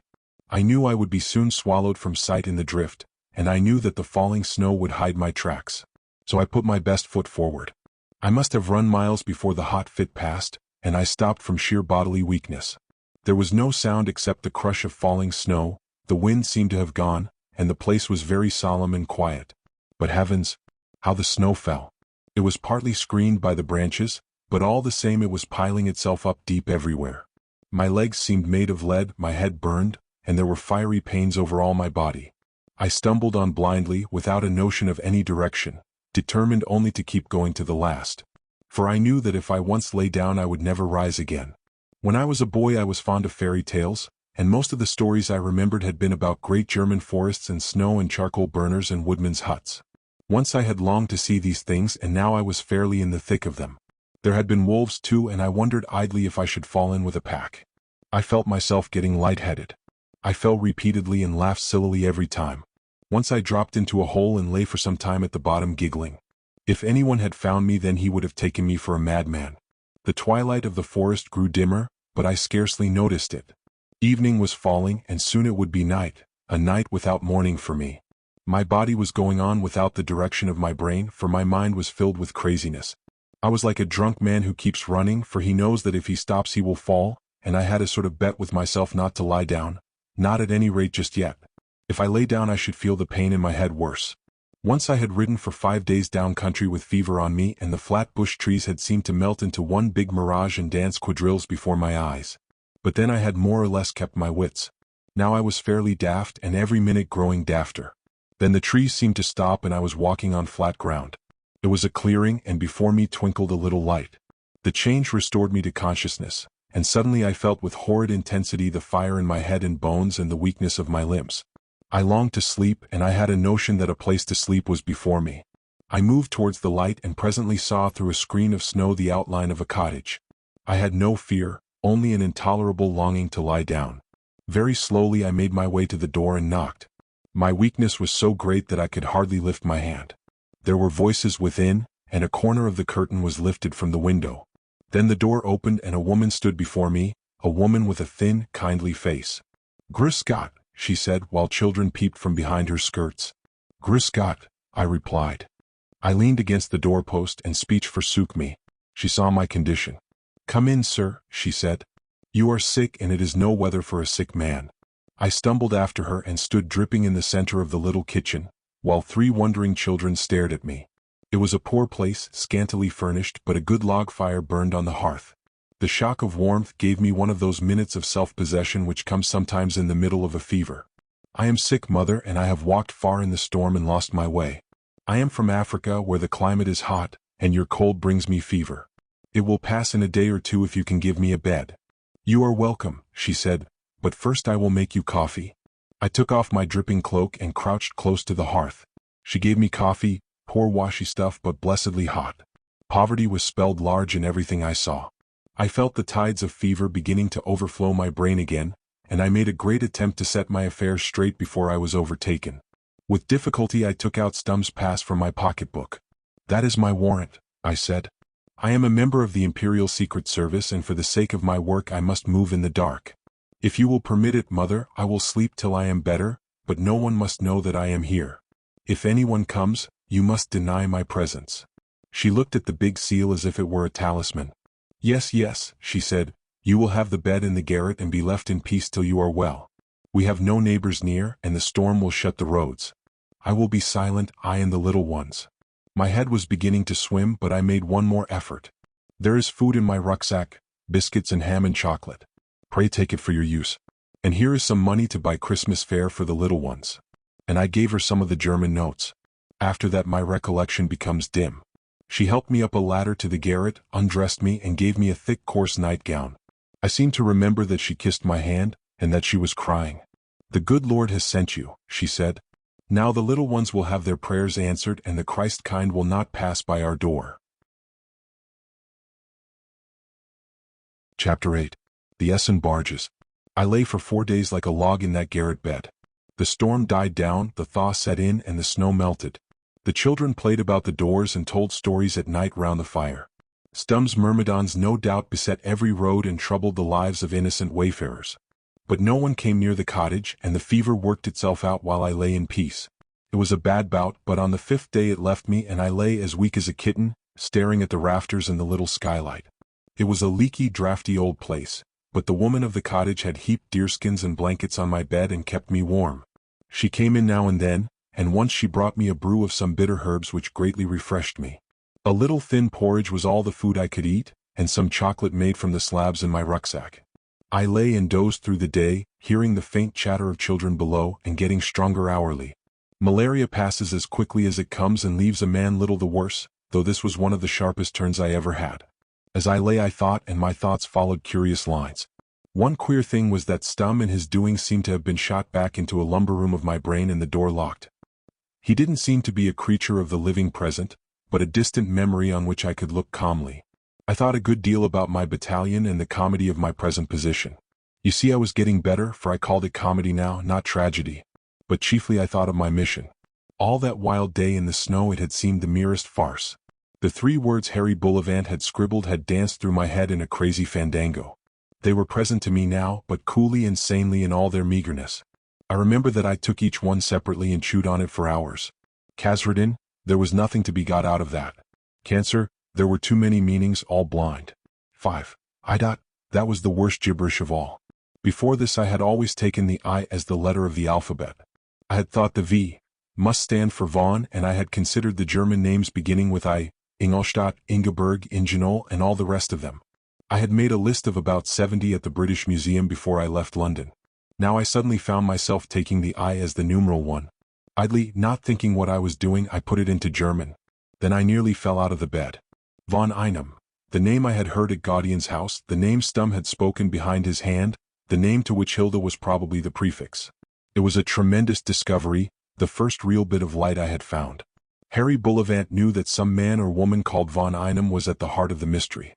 Stumm had spoken of the same personage with respect and in connection with the work I proposed to do in raising the Moslem Africans. If I found Von Einem I would be getting very warm. What was the word that Stumm had whispered to Gaudian and scared that worthy? It had sounded like unmantle. If I could only get that clear I would solve the riddle. I think that discovery completed my cure. At any rate, on the evening of the 5th day, it was Wednesday the 29th of December, I was well enough to get up. When the dark had fallen and it was too late to fear a visitor, I came downstairs and, wrapped in my green cape, took a seat by the fire. As we sat there in the firelight, with the 3 white-headed children staring at me with saucer eyes, and smiling when I looked their way, the woman talked. Her man had gone to the wars on the Eastern Front, and the last she had heard from him he was in a Polish bog and longing for his dry native woodlands. The struggle meant little to her. It was an act of God, a thunderbolt out of the sky, which had taken a husband from her, and might soon make her a widow and her children fatherless. She knew nothing of its causes and purposes, and thought of the Russians as a gigantic nation of savages, heathens who had never been converted, and who would eat up German homes if the good Lord and the brave German soldiers did not stop them. I tried hard to find out if she had any notion of affairs in the West, but she hadn't, beyond the fact that there was trouble with the French. I doubt if she knew of England's share in it. She was a decent soul, with no bitterness against anybody, not even the Russians if they would spare her man. That night I realized the crazy folly of war. When I saw the splintered shell of Ypres and heard hideous tales of German doings, I used to want to see the whole land of the Boche given up to fire and sword. I thought we could never end the war properly without giving the Huns some of their own medicine. But that woodcutter's cottage cured me of such nightmares. I was for punishing the guilty but letting the innocent go free. It was our business to thank God and keep our hands clean from the ugly blunders to which Germany's madness had driven her. What good would it do Christian folk to burn poor little huts like this and leave children's bodies by the wayside? To be able to laugh and to be merciful are the only things that make man better than the beast. The place, as I have said, was desperately poor. The woman's face had the skin stretched tight over the bones and that transparency which means underfeeding. I fancied she did not have the liberal allowance that soldiers' wives get in England. The children looked better nourished, but it was by their mother's sacrifice. I did my best to cheer them up. I told them long yarns about Africa and lions and tigers, and I got some pieces of wood and whittled them into toys.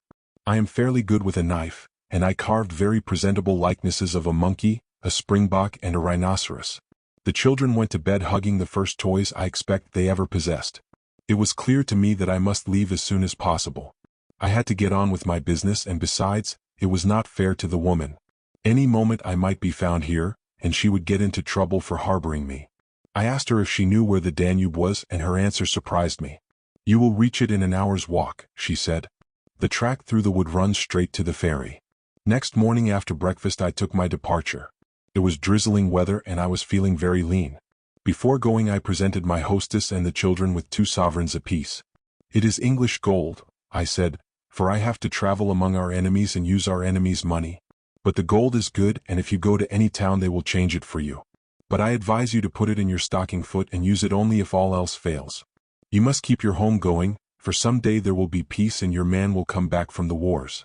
I kissed the children, shook the woman's hand and went off down the clearing. They had cried Auf Wiedersehen, but it wasn't likely I would ever see them again. The snow had all gone, except in patches in the deep hollows. The ground was like a full sponge and a cold rain drifted in my eyes. After half an hour's steady trudge the trees thinned, and presently I came out on a knuckle of open ground cloaked in dwarf junipers. And there before me lay the plain and a mile off a broad brimming river. I sat down and looked dismally at the prospect. The exhilaration of my discovery the day before had gone. I had stumbled on a worthless piece of knowledge, for I could not use it. Hilda von Einem, if such a person existed and possessed the great secret, was probably living in some big house in Berlin, and I was about as likely to get anything out of her as to be asked to dine with the Kaiser. Blenheim might do something, but where on earth was Blenheim? I dared say Sir Walter would value the information, but I could not get to Sir Walter. I was to go on to Constantinople, running away from the people who really pulled the ropes. But if I stayed I could do nothing, and I could not stay. I must go on, and I didn't see how I could go on. Every course seemed shut to me, and I was in as pretty a tangle as any man ever stumbled into.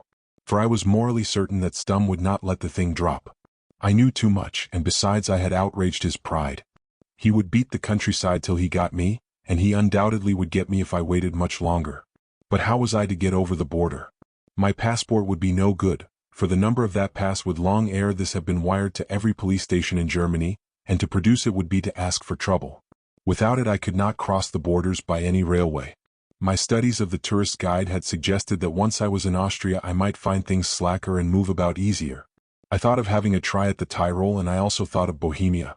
But these places were a long way off, and there were several thousand chances each day that I would be caught on the road. This was Thursday, the 30th of December, the second last day of the year. I was due in Constantinople on the 17th of January. Constantinople. I had thought myself a long way from it in Berlin, but now it seemed as distant as the moon. But that big sullen river in front of me led to it.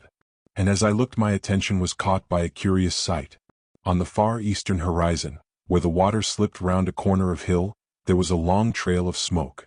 The streamers thinned out and seemed to come from some boat well round the corner, but I could see at least 2 boats in view. Therefore there must be a long train of barges with a tug in tow.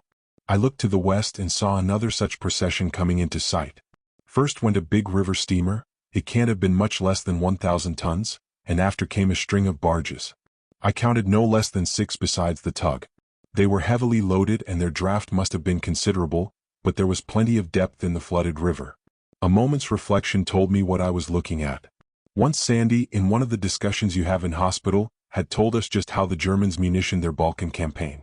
They were pretty certain of dishing Serbia at the first go, and it was up to them to get through guns and shells to the old Turk who was running pretty short in his first supply.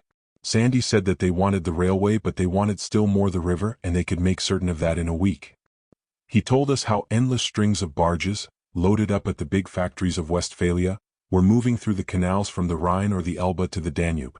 Once the first reached Turkey there would be regular delivery, you see, as quick as the Turks could handle the stuff. And they didn't return empty, Sandy said, but came back full of Turkish cotton and Bulgarian beef and Romanian corn. I don't know where Sandy got the knowledge, but there was the proof of it before my eyes. It was a wonderful sight, and I could have gnashed my teeth to see those loads of munitions going snugly off to the enemy. I calculated they would give our poor chaps hell in Gallipoli. And then as I looked, an idea came into my head and with it an eighth part of a hope. There was only one way for me to get out of Germany, and that was to leave in such good company that I would be asked no questions. That was plain enough. If I traveled to Turkey, for instance, in the Kaiser's suite, I would be as safe as the mail, but if I went on my own I was done. I had, so to speak, to get my passport inside Germany, to join some caravan which had free marching powers. And there was the kind of caravan before me, the Essen barges. It sounded lunacy, for I guessed that munitions of war would be as jealously guarded as old Hindenburg's health. All the safer, I replied to myself, once I get there. If you are looking for a deserter you don't seek him at the favorite regimental public house. If you're after a thief, among the places you'd be apt to leave unsearched would be Scotland Yard. It was sound reasoning, but how was I to get on board? Probably the beastly things did not stop once in 100 miles, and Stum would get me long before I struck a halting place. And even if I did get a chance like that, how was I to get permission to travel? One step was clearly indicated, to get down to the river bank at once. So I set off at a sharp walk across squelchy fields, till I struck a road where the ditches had overflowed so as almost to meet in the middle. The place was so bad that I hoped travelers might be few. And as I trudged, my thoughts were busy with my prospects as a stowaway. If I bought food I might get a chance to lie snug on one of the barges. They would not break bulk till they got to their journey's end. Suddenly I noticed that the steamer, which was now abreast me, began to move towards the shore, and as I came over a low rise, I saw on my left a straggling village with a church and a small landing stage. The houses stood about a quarter of a mile from the stream, and between them was a straight, poplar-fringed road. Soon there could be no doubt about it. The procession was coming to a standstill. The big tug nosed her way in and lay up alongside the pier, where in that season of flood there was enough depth of water. She signaled to the barges and they also started to drop anchors, which showed that there must be at least 2 men aboard each. Some of them dragged a bit and it was rather a cockeyed train that lay in midstream. The tug got out a gangway and from where I lay I saw half a dozen men leave it, carrying something on their shoulders. Could be only one thing, a dead body. Someone of the crew must have died and this halt was to bury him. I watched the procession move towards the village and I reckoned they would take some time there, though they might have wired ahead for a grave to be dug. Anyhow they would be long enough to give me a chance. For I had decided upon the brazen course. Blenheim had said you couldn't cheat the Boche but you could bluff him. I was going to put up the most monstrous bluff. If the whole countryside was hunting for Richard Hannay, Richard Hannay would walk through as a pal of the hunters. For I remembered the pass Stum had given me. If that was worth a tinker's curse it should be good enough to impress a ship's captain. Of course there were 1,000 risks. They might have heard of me in the village and told the ship's party the story. For that reason I resolved not to go there but to meet the sailors when they were returning to the boat. Or the captain might have been warned and got the number of my pass, in which case Stum would have his hands on me pretty soon. Or the captain might be an ignorant fellow who had never seen a Secret Service pass and did not know what it meant, and would refuse me transport by the letter of his instructions. In that case I might wait on another convoy. I had shaved and made myself a fairly respectable figure before I left the cottage. It was my cue to wait for the men when they left the church, wait on that quarter-mile of straight highway. I judged the captain must be in the party. The village, I was glad to observe, seemed very empty. I have my own notions about the Bavarians as fighting men, but I am bound to say that, judging by my observations, very few of them stayed at home. That funeral took hours. They must have had to dig the grave, for I waited near the road in a clump of cherry trees, with my feet in 2 inches of mud and water, till I felt chilled to the bone. I prayed to God it would not bring back my fever, for I was only 1 day out of bed. I had very little tobacco left in my pouch, but I stood myself 1 pipe, and I ate one of the 3 cakes of chocolate I still carried. At last, well after midday, I could see the ship's party returning. They marched 2 by 2 and I was thankful to see that they had no villagers with them. I walked to the road, turned up it, and met the vanguard carrying my head as high as I knew how. "Where's your captain?" I asked, and a man jerked his thumb over his shoulder. The others wore thick jerseys and knitted caps, but there was one man at the rear in uniform. He was a short, broad man with a weather-beaten face and an anxious eye. "May I have a word with you, Herr Captain?" I said, with what I hoped was a judicious blend of authority and conciliation. He nodded to his companion, who walked on. "Yes?" he asked rather impatiently. I proffered him my pass. Thank heaven he had seen the kind of thing before, for his face at once took on that curious look which one person in authority always wears when he is confronted with another. He studied it closely and then raised his eyes. "Well, sir," he said, "I observe your credentials. What can I do for you? I take it you are bound for Constantinople?" I asked. "The boats go as far as Ruszczyk," he replied. "There the stuff is transferred to the railway. And you reach Ruszczyk when?" "In 10 days bar accidents. Let us say 12 to be safe." "I want to accompany you," I said. "In my profession, Herr Captain, it is necessary sometimes to make journeys by other than the common route. That is now my desire. I have the right to call upon some other branch of our country's service to help me. Hence my request." Very plainly he did not like it. "I must telegraph about it. My instructions are to let no one aboard, not even a man like you." "I am sorry, sir, but I must get authority first before I can fall in with your desire. Besides, my boat is ill-found. You had better wait for the next batch and ask Dracer to take you. I lost Walter today. He was ill when he came aboard, a disease of the heart, but he would not be persuaded. And last night he died." "Was that him you have been burying?" I asked. "Even so. He was a good man and my wife's cousin, and now I have no engineer. Only a fool of a boy from Hamburg. I have just come from wiring to my owners for a fresh man, but even if he comes by the quickest train he will scarcely overtake us before Vienna or even Buda." I saw light at last. "We will go together," I said, "and cancel that wire. For behold, Herr Captain, I am an engineer, and will gladly keep an eye on your boilers till we get to Ruszczyk." He looked at me doubtfully. "I am speaking truth," I said. "Before the war I was an engineer in Dammerland. Mining was my branch, but I had a good general training and I know enough to run a riverboat. Have no fear. I promise you I will earn my passage." His face cleared, and he looked what he was, an honest, good-humored North German seaman. "Come then in God's name," he cried, "and we will make a bargain. I will let the telegraph sleep. I require authority from the government to take a passenger, but I need none to engage a new engineer." He sent one of the hands back to the village to cancel his wire. In 10 minutes I found myself on board, and 10 minutes later we were out in midstream and our tows were lumbering into line. Coffee was being made ready in the cabin, and while I waited for it I picked up the captain's binoculars and scanned the place I had left. I saw some curious things. On the first road I had struck on leaving the cottage there were men on bicycles moving rapidly. They seemed to wear uniform. On the next parallel road, the one that ran through the village, I could see others. I noticed, too, that several figures appeared to be beating the intervening fields. Stumm's cordon had got busy at last, and I thanked my stars that not one of the villagers had seen me. I had not got away much too soon, for in another half-hour he would have had me. Chapter 9. The Return of the Straggler. Before I turned in that evening I had done some good hours' work in the engine room. The boat was oil-fired and in very fair order, so my duties did not look as if they would be heavy. There was nobody who could be properly called an engineer, only, besides the furnace-men, a couple of lads from Hamburg who had been a year ago apprentices in a shipbuilding yard. They were civil fellows, both of them consumptive, who did what I told them and said little. By bedtime, if you had seen me in my blue jumper, a pair of carpet slippers and a flat cap, all the property of the deceased Walter, you would have sworn I had been bred to the firing of riverboats, whereas I had acquired most of my knowledge on one run down the Zambesi, when the proper engineer got drunk and fell overboard among the crocodiles. The captain, they called him Schenk, was out of his bearings in the job. He was a Frisian and a first-class deep-water seaman, but since he knew the Rhine Delta and because the German mercantile marine was laid on the ice till the end of war, they had turned him on to this show. He was bored by the business and didn't understand it very well. The river charts puzzled him, and though it was pretty plain going for hundreds of miles, yet he was in a perpetual fidget about the pilotage. You could see that he would have been far more in his element smelling his way through the shoals of the Eames mouth, or beating against a northeaster in the shallow Baltic. He had 6 barges in tow, but the heavy flood of the Danube made it an easy job except when it came to going slow. There were 2 men on each barge who came aboard every morning to draw rations. That was a funny business, for we never lay to if we could help it. There was a dinghy belonging to each barge, and the men used to row to the next and get a lift in that barge's dinghy and so forth. 6 men would appear in the dinghy of the barge nearest us and carry off supplies for the rest.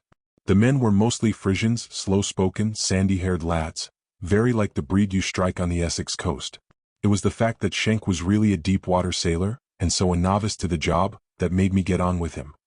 He was a good fellow and quite willing to take a hint, so before I had been 24 hours on board he was telling me all his difficulties, and I was doing my best to cheer him. And difficulties came thick because the next night was New Year's Eve.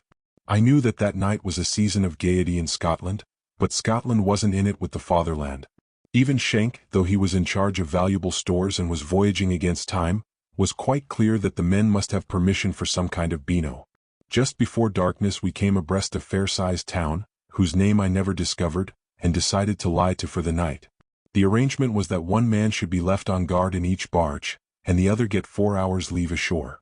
Then he would return and relieve his friend, who should proceed to do the same thing. I foresaw that there would be some fun when the first batch returned, but I did not dare to protest. I was desperately anxious to get past the Austrian frontier, for I had a half notion we might be searched there, but Schenk took his Silvesterben business so seriously that I would have risked a row if I had tried to argue. The upshot was what I expected. We got the first batch aboard about midnight, blind to the world, and the others straggled in at all hours next morning. I stuck to the boat for obvious reasons, but next day it became too serious, and I had to go ashore with the captain to try and round up the stragglers.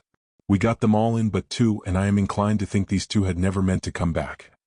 If I had a soft job like a river boat I shouldn't be inclined to run away in the middle of Germany with the certainty that my best fate would be to be scooped up for the trenches. But your Frisian has no more imagination than a haddock. The absentees were both watchmen from the barges, and I fancy the monotony of the life had got on their nerves. The captain was in a raging temper, for he was short-handed to begin with. He would have started a press gang, but there was no superfluity of men in that township, nothing but boys and grandfathers. As I was helping to run the trip I was pretty annoyed also, and I sluiced down the drunkards with icy Danube water, using all the worst language I knew in Dutch and German. It was a raw morning, and as we raged through the riverside streets I remember I heard the dry crackle of wild geese going overhead, and wished I could get a shot at them. I told one fellow, he was the most troublesome, that he was a disgrace to a great empire, and was only fit to fight with the filthy English. God in heaven, said the captain, we can delay no longer. We must make shift the best we can. I can spare 1 man from the deck hands, and you must give up 1 from the engine room. That was arranged, and we were tearing back rather short in the wind when I espied a figure sitting on a bench beside the booking office on the pier. It was a slim figure in an old suit of khaki, some cast-off duds which had long lost the semblance of a uniform. It had a gentle face and was smoking peacefully, looking out upon the river and the boats and us noisy fellows with meek philosophical eyes. If I had seen General French sitting there and looking like nothing on earth I couldn't have been more surprised. The man stared at me without recognition. He was waiting for his cue. I spoke rapidly in Sesotho for I was afraid the captain might know Dutch. Where have you come from? I asked. They shut me up in Tronk, said Peter, and I ran away. I am tired, Cornelis, and want to continue the journey by boat. Remember you have worked for me in Africa, I said. You are just home from Dammerland. You are a German who has lived 30 years away from home. You can tend a furnace and have worked in mines. Then I spoke to the captain. Here is a fellow who used to be in my employ, Captain Schenk. It's almighty luck we've struck him. He's old and not very strong in the head, but I'll go bail he's a good worker. He says he'll come with us and I can use him in the engine room. Stand up, said the captain. Peter stood up, light and slim and wiry as a leopard. A sailor does not judge men by girth and weight. He'll do, said Schenk, and the next minute he was readjusting his cruise and giving the strayed revelers the rough side of his tongue. As it chanced, I couldn't keep Peter with me, but had to send him to one of the barges, and I had time for no more than 5 words with him, when I told him to hold his tongue and live up to his reputation as a half-wit. That accursed Sylvester Bend had played havoc with the whole outfit, and the captain and I were weary men before we got things straight. In one way it turned out well. That afternoon we passed the frontier and I never knew it till I saw a man in a strange uniform come aboard, who copied some figures on a schedule and brought us a mail. With my dirty face and general air of absorption in duty, I must have been an unsuspicious figure. He took down the names of the men in the barges, and Peter's name was given as it appeared on the ship's roll, Anton Blum. "You must feel it strange, Herr Brandt," said the captain, "to be scrutinized by a policeman, you who give orders, I doubt not, to many policemen." I shrugged my shoulders. It is my profession. It is my business to go unrecognized often by my own servants. I could see that I was becoming rather a figure in the captain's eyes. He liked the way I kept the men up to their work, for I hadn't been a nigger driver for nothing. Late on that Sunday night we passed through a great city which the captain told me was Vienna. It seemed to last for miles and miles, and to be as brightly lit as a circus. After that, we were in big plains and the air grew perishing cold. Peter had come aboard once for his rations, but usually he left it to his partner, for he was lying very low. But one morning, I think it was the 5th of January, when we had passed Buda and were moving through great sodden flats just sprinkled with snow, the captain took it into his head to get me to overhaul the barge loads. Armed with a mighty typewritten list, I made a tour of the barges, beginning with the hindmost. There was a fine old stock of deadly weapons, mostly machine guns and some field pieces, and enough shells to blow up the Gallipoli Peninsula. All kinds of shell were there, from the big 14-inch crumps to rifle grenades and trench mortars. It made me fairly sick to see all these good things preparing for our own fellows, and I wondered whether I would not be doing my best service if I engineered a big explosion. Happily I had the common sense to remember my job and my duty and to stick to it. Peter was in the middle of the convoy and I found him pretty unhappy, principally through not being allowed to smoke. His companion was an ox-eyed lad, whom I ordered to the lookout while Peter and I went over the lists. "Cornelis, my old friend," he said, "there are some pretty toys here. With a spanner and a couple of clear hours I could make these Maxims about as deadly as bicycles. What do you say to a try?" "I've considered that," I said, "but it won't do. We're on a bigger business than wrecking munition convoys. I want to know how you got here." He smiled with that extraordinary Sunday school docility of his. "It was very simple, Cornelis. I was foolish in the cafe, but they have told you of that. You see, I was angry and did not reflect. They had separated us and I could see would treat me as dirt. Therefore my bad temper came out, for as I have told you, I do not like Germans." Peter gazed lovingly at the little bleak farms which dotted the Hungarian plain. "All night I lay in trunk with no food. In the morning they fed me and took me hundreds of miles in a train to a place which I think is called Newburgh. It was a great prison full of English officers. I asked myself many times on the journey what was the reason of this treatment, for I could see no sense in it. If they wanted to punish me for insulting them they had the chance to send me off to the trenches. No one could have objected. If they thought me useless they could have turned me back to Holland. I could not have stopped them. But they treated me as if I were a dangerous man, whereas all their conduct hitherto had shown that they thought me a fool. I could not understand it. But I had not been one night in that Newburgh place before I thought of the reason. They wanted to keep me under observation as a check upon you, Cornelis. I figured it out this way. They had given you some very important work which required them to let you into some big secret. So far good.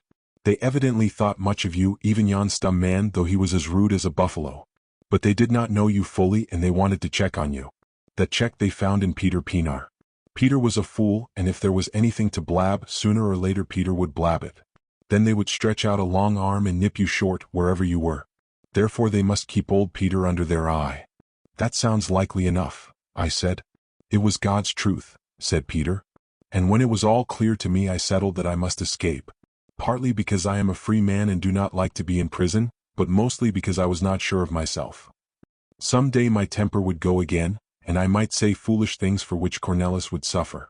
So it was very certain that I must escape. Now, Cornelis, I noticed pretty soon that there were two kinds among the prisoners. There were the real prisoners, mostly English and French, and there were humbugs. The humbugs were treated, apparently, like the others, but not really, as I soon perceived. There was one man who passed as an English officer, another as a French Canadian, and the others called themselves Russians.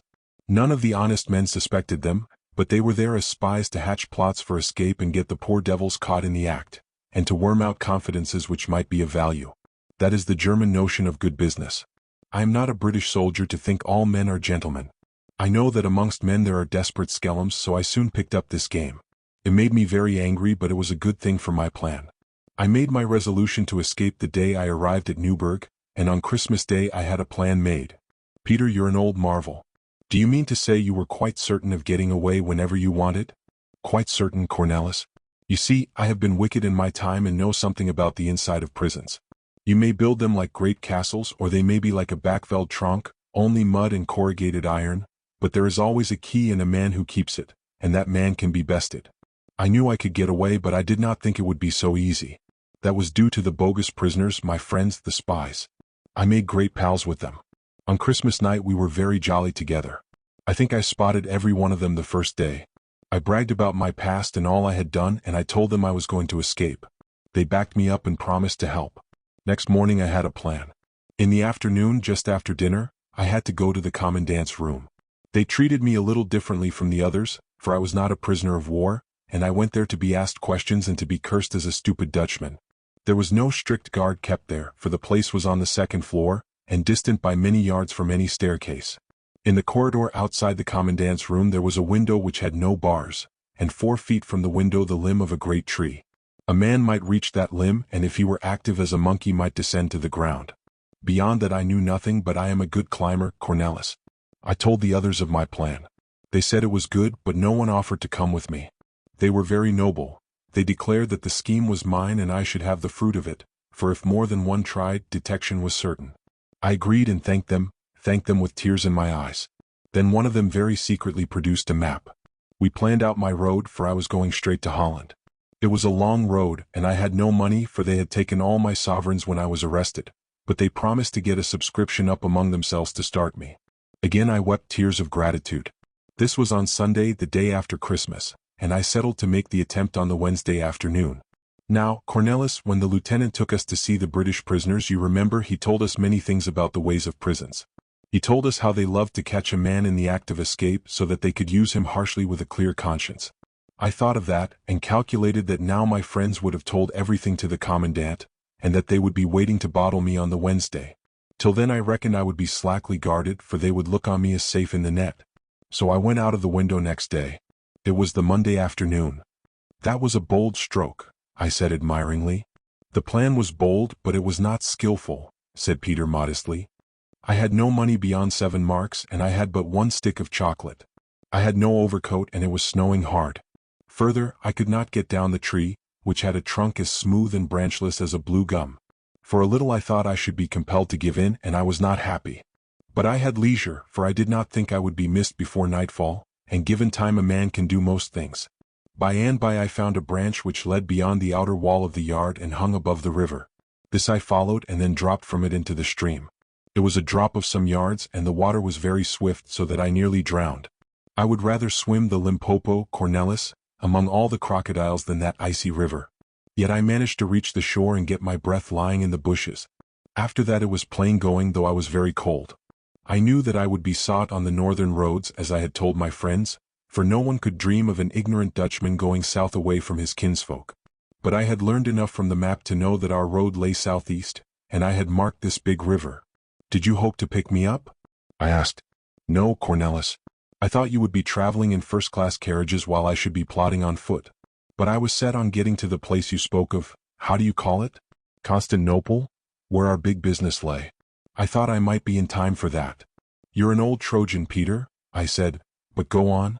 How did you get to that landing stage where I found you? It was a hard journey, he said meditatively. It was not easy to get beyond the barbed wire entanglements which surrounded Newburgh, yes, even across the river. But in time I reached the woods and was safe, for I did not think any German could equal me in wild country. The best of them, even their foresters, are but babes in veldcraft compared with such as me. My troubles came only from hunger and cold.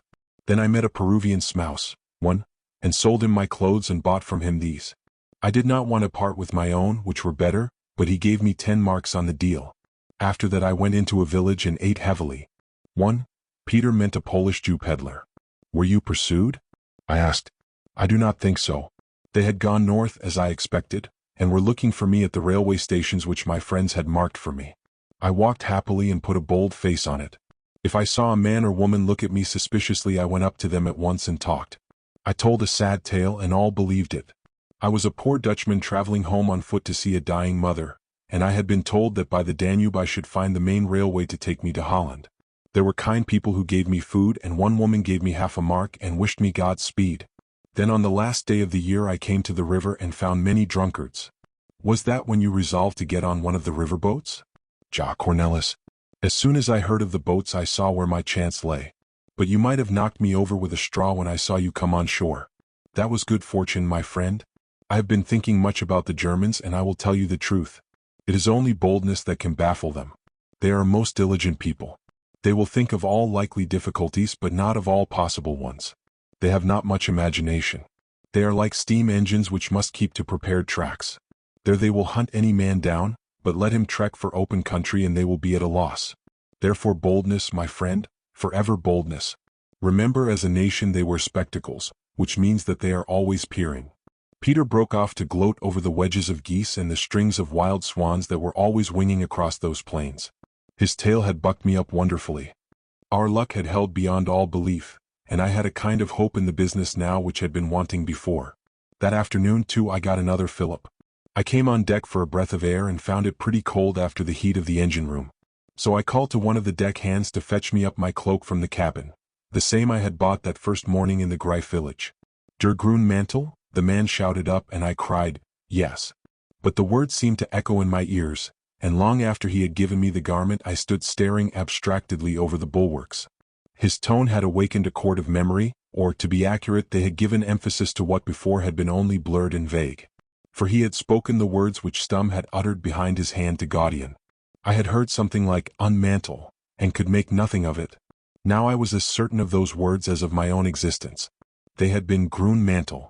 Greenmantle, whatever it might be, was the name which Stum had not meant me to hear, which was some talisman for the task I had proposed, and which was connected in some way with the mysterious von Einem. This discovery put me in high fettle. I told myself that, considering the difficulties, I had managed to find out a wonderful amount in a very few days. It only shows what a man can do with the slenderest evidence if he keeps chewing and chewing on it. 2 mornings later we lay alongside the quays at Belgrade, and I took the opportunity of stretching my legs. Peter had come ashore for a smoke, and we wandered among the battered riverside streets, and looked at the broken arches of the great railway bridge which the Germans were working at like beavers. There was a big temporary pontoon affair to take the railway across, but I calculated that the main bridge would be ready inside a month. It was a clear, cold, blue day, and as one looked south one saw ridge after ridge of snowy hills. The upper streets of the city were still fairly whole, and there were shops open where food could be got. I remember hearing English spoken, and seeing some Red Cross nurses in the custody of Austrian soldiers coming from the railway station. It would have done me a lot of good to have had a word with them. I thought of the gallant people whose capital this had been, how 3 times they had flung the Austrians back over the Danube, and then had only been beaten by the black treachery of their so-called allies. Somehow that morning in Belgrade gave both Peter and me a new purpose in our task. It was our business to put a spoke in the wheel of this monstrous bloody juggernaut that was crushing the life out of the little heroic nations. We were just getting ready to cast off when a distinguished party arrived at the quay. There were all kinds of uniforms, German, Austrian, and Bulgarian, and amid them one stout gentleman in a fur coat and a black felt hat. They watched the barges up anchor, and before we began to jerk into line I could hear their conversation. The fur coat was talking English. "I reckon that's pretty good noos, General," it said. "If the English have run away from Gallipoli we can use these noo consignments for the bigger game. I guess it won't be long before we see the British lion moving out of Egypt with sore paws." They all laughed. "The privilege of that spectacle may soon be ours," was the reply. I did not pay much attention to the talk. Indeed, I did not realize till weeks later that that was the first tidings of the great evacuation of Cape Helles. What rejoiced me was the sight of Blenheim, as bland as a barber among those swells. Here were 2 of the missionaries within reasonable distance of their goal. Chapter 10. The Garden House of Suleiman the Red. We reached Rushchuk on January 10th, but by no means landed on that day. Something had gone wrong with the unloading arrangements, or more likely with the railway behind them, and we were kept swinging all day well out in the turbid river. On the top of this Captain Schenk got an ague, and by that evening was a blue and shivering wreck. He had done me well, and I reckoned I would stand by him. So I got his ship's papers and the manifests of cargo, and undertook to see to the transshipment. It wasn't the first time I had tackled that kind of business, and I hadn't much to learn about steam cranes. I told him I was going on to Constantinople and would take Peter with me, and he was agreeable.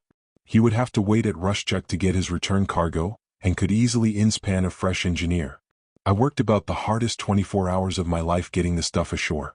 The landing officer was a Bulgarian, quite a competent man if he could have made the railways give him the trucks he needed. There was a collection of hungry German transport officers always putting in their oars, and being infernally insolent to everybody. I took the high and mighty line with them, and as I had the Bulgarian commandant on my side, after about 2 hours blasphemy got them quieted. But the big trouble came the next morning when I had got nearly all the stuff aboard the trucks. A young officer in what I took to be a Turkish uniform rode up with an aide-de-camp. I noticed the German guards saluting him, so I judged he was rather a swell. He came up to me and asked me very civilly in German for the waybills. I gave him them and he looked carefully through them, marking certain items with a blue pencil. Then he coolly handed them to his aide-de-camp and spoke to him in Turkish. "Look here, I want these back," I said. "I can't do without them and we've no time to waste." "Presently," he said, smiling, and went off. I said nothing, reflecting that the stuff was for the Turks and they naturally had to have some say in its handling. The loading was practically finished when my gentleman returned. He handed me a neatly typed new set of waybills. One glance at them showed that some of the big items had been left out. "Here, this won't do," I cried. "Give me back the right set. This thing's no good to me." For answer he winked gently, smiled like a dusky seraph, and held out his hand. In it I saw a roll of money. "For yourself," he said. "It is the usual custom." It was the first time anyone had ever tried to bribe me, and it made me boil up like a geyser. I saw his game clearly enough. Turkey would pay for the lot to Germany, probably had already paid the bill, but she would pay double for the things not on the waybills and pay to this fellow and his friends. This struck me as rather steep even for Oriental methods of doing business. "Now look here, sir," I said, "I don't stir from this place till I get the correct waybills. If you won't give me them, I will have every item out of the trucks and make a new list. But a correct list I have, or the stuff stays here till doomsday." He was a slim, foppish fellow, and he looked more puzzled than angry. "I offer you enough," he said, again stretching out his hand. At that I fairly roared.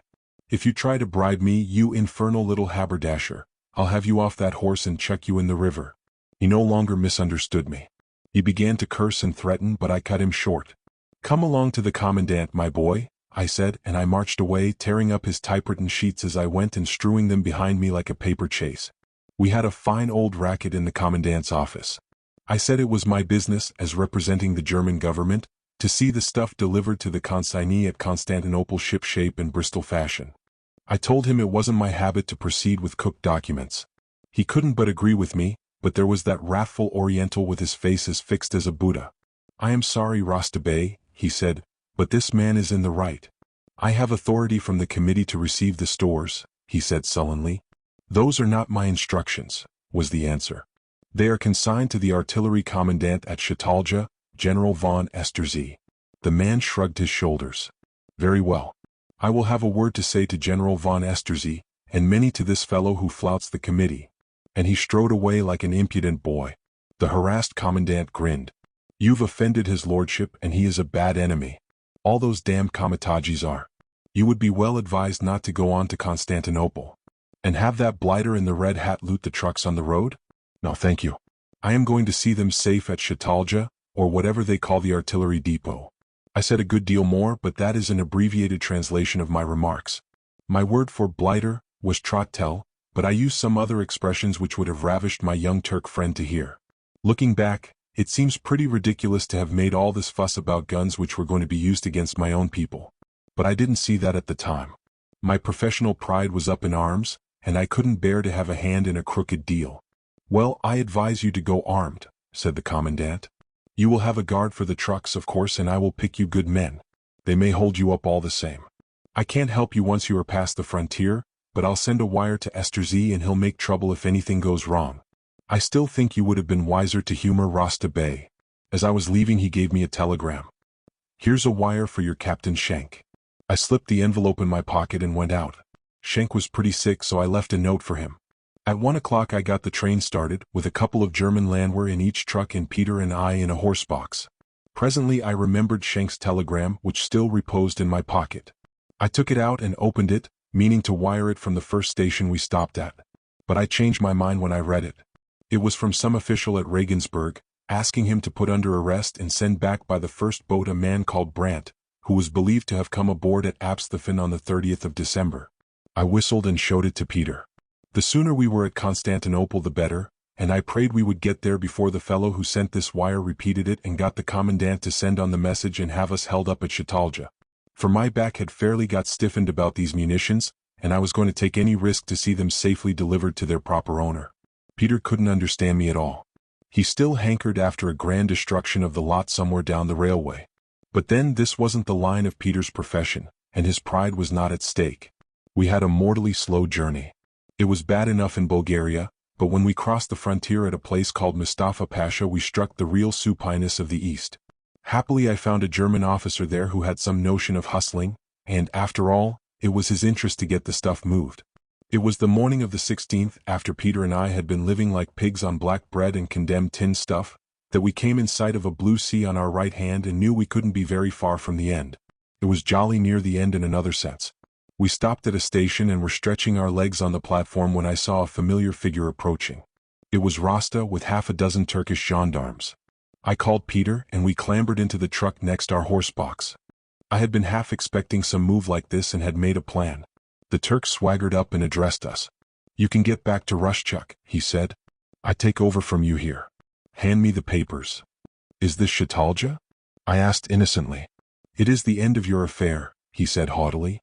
"Quick, or it will be the worse for you." "Now look here, my son," I said, "you're a kid and know nothing. I hand over to General von Esterzy and to no one else." "You are in Turkey," he cried, "and will obey the Turkish government." "I'll obey the government right enough," I said, "but if you're the government I could make a better one with a bib and a rattle." He said something to his men who unslung their rifles. "Please don't begin shooting," I said. "There are 12 armed guards in this train who will take their orders from me. Besides, I and my friend can shoot a bit." "Fool," he cried, getting very angry. "I can order up a regiment in 5 minutes." "Maybe you can," I said, "but observe the situation. I am sitting on enough tallule to blow up this countryside. If you dare to come aboard I will shoot you. If you call in your regiment I will tell you what I'll do. I'll fire this stuff and I reckon they'll be picking up the bits of you and your regiment off the Gallipoli Peninsula." He had put up a bluff, a poor one, and I had called it. He saw I meant what I said and became silken. "Goodbye, sir," he said. "You have had a fair chance and rejected it. We shall meet again soon, and you will be sorry for your insolence." He strutted away and it was all I could do to keep from running after him. I wanted to lay him over my knee and spank him. We got safely to Chatalja, and were received by von Esterzy like long-lost brothers. He was the regular gunner officer, not thinking about anything except his guns and shells. I had to wait about 3 hours while he was checking the stuff with the invoices, and then he gave me a receipt which I still possess. I told him about Rasta and he agreed that I had done right. It didn't make him as mad as I expected because, you see, he got his stuff safe in any case. It was only that the wretched Turks had to pay twice for the lot of it. He gave Peter and me luncheon, and was altogether very civil and inclined to talk about the war. I would have liked to hear what he had to say, for it would have been something to get the inside view of Germany's eastern campaign, but I did not dare to wait. Any moment there might arrive an incriminating wire from Rushchuk. Finally he lent us a car to take us the few miles to the city. So it came about that at 3:05 on the 16th day of January, with only the clothes we stood up in, Peter and I entered Constantinople. I was in considerable spirits, for I had got the final lap successfully over, and I was looking forward madly to meeting my friends. But all the same, the first sight was a mighty disappointment. I don't quite know what I had expected. A sort of fairyland eastern city, all white marble and blue water, and stately Turks in surplices and veiled houris and roses and nightingales, and some sort of string band discoursing sweet music. I had forgotten that winter is pretty much the same everywhere. It was a drizzling day with a southeast wind blowing, and the streets were long troughs of mud. The first part one struck looked like a dingy colonial suburb. Wooden houses and corrugated iron roofs and endless dirty, sallow children. There was a cemetery, I remember, with Turks' caps stuck at the head of each grave. Then we got into narrow, steep streets which descended to a kind of big canal. I saw what I took to be mosques and minarets, and they were about as impressive as factory chimneys. By and by we crossed a bridge and paid a penny for the privilege. If I had known it was the famous Golden Horn I would have looked at it with more interest, but I saw nothing save a lot of moth-eaten barges and some queer little boats like gondolas. Then we came into busier streets, where ramshackle cabs drawn by lean horses spluttered through the mud. I saw one old fellow who looked like my notion of a Turk, but most of the population had the appearance of London old-clothes men. All but the soldiers, Turk and German, who seemed well-set-up fellows. Peter had paddled along at my side like a faithful dog, not saying a word, but clearly not approving of this wet and dirty metropolis. "Do you know that we are being followed, Cornelis?" he said suddenly, "ever since we came into this evil-smelling dorp." Peter was infallible in a thing like that. The news scared me badly, for I feared that the telegram had come to Chatalja. Then I thought it couldn't be that, for if von Esterzy had wanted me he wouldn't have taken the trouble to stalk me. It was more likely my friend Rasta. I found the ferry of Ratchik by asking a soldier, and a German sailor there told me where the Kurdish bazaar was. He pointed up a steep street which ran past a high block of warehouses with every window broken. Sandy had said the left-hand side coming down, so it must be the right-hand side going up. We plunged into it, and it was the filthiest place of all. The wind whistled up it and stirred the garbage. It seemed densely inhabited, for at all the doors there were groups of people squatting, with their heads covered, though scarcely a window showed in the blank walls. The street corkscrewed endlessly. Sometimes it seemed to stop, then it found a hole in the opposing masonry and edged its way in. Often it was almost pitch dark, then would come a grayish twilight where it opened out to the width of a decent lane. To find a house in that murk was no easy job, and by the time we had gone a quarter of a mile I began to fear we had missed it. It was no good asking any of the crowd we met. They didn't look as if they understood any civilized tongue. At last we stumbled on it, a tumble-down coffee house with a Caprasso above the door in queer amateur lettering. There was a lamp burning inside and 2 or 3 men smoking at small wooden tables. We ordered coffee, thick black stuff like treacle, which Peter anathematized. A Negro brought it, and I told him in German I wanted to speak to Mr. Caprasso. He paid no attention, so I shouted louder at him, and the noise brought a man out of the back parts. He was a fat, oldish fellow with a long nose, very like the Greek traders you see on the Zanzibar coast. I beckoned to him and he waddled forward, smiling oilily. Then I asked him what he would take, and he replied in very halting German that he would have a syrup. "You are Mr. Caprasso," I said. "I wanted to show this place to my friend. He has heard of your garden house and the fun there." "The senior is mistaken. I have no garden house." "Rot," I said. "I've been here before, my boy. I recall your shanty at the back and many merry nights there. What was it you called it?" "Oh, I remember, the garden house of Suleiman the Red." He put his finger to his lip and looked incredibly sly. "The senior remembers that. But that was in the old happy days before war came. The place is long since shut. The people here are too poor to dance and sing." "All the same I would like to have another look at it," I said, and I slipped an English sovereign into his hand. He glanced at it in surprise and his manner changed. "The senior is a prince, and I will do his will." He clapped his hands and the Negro appeared, and at his nod took his place behind a little side counter.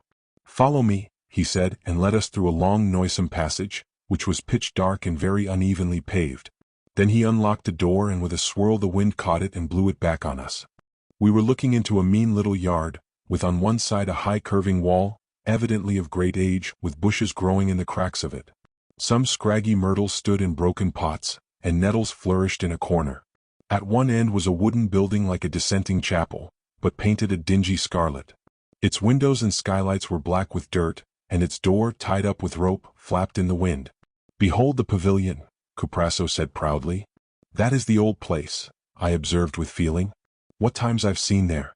Tell me, Mr. Caprasso, do you ever open it now?" He put his thick lips to my ear. "If the senior will be silent I will tell him. It is sometimes open, not often. Men must amuse themselves even in war. Some of the German officers come here for their pleasure, and but last week we had the ballet of Mademoiselle Cici. The police approve, but not often, for this is no time for too much gaiety. I will tell you a secret. Tomorrow afternoon there will be dancing, wonderful dancing. Only a few of my patrons know. Who, think you, will be here?" He bent his head closer and said in a whisper, "The Compagnie de Ars Roses." "Oh, indeed," I said with a proper tone of respect, though I hadn't a notion what he meant. "Will the senior wish to come?" "Sure," I said. "Both of us. We're all for the rosy hours. Then the 4th hour after midday. Walk straight through the cafe and one will be there to unlock the door. You are newcomers here? Take the advice of Angelo Caprasso and avoid the streets after nightfall. Istanbul is no safe place nowadays for quiet men.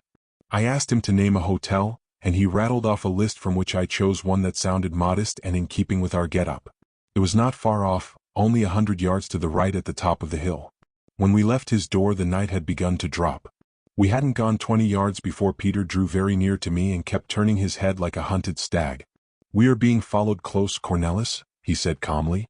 Another 10 yards and we were at a crossroads, where a little place faced a bigyish mosque. I could see in the waning light a crowd of people who seemed to be moving towards us.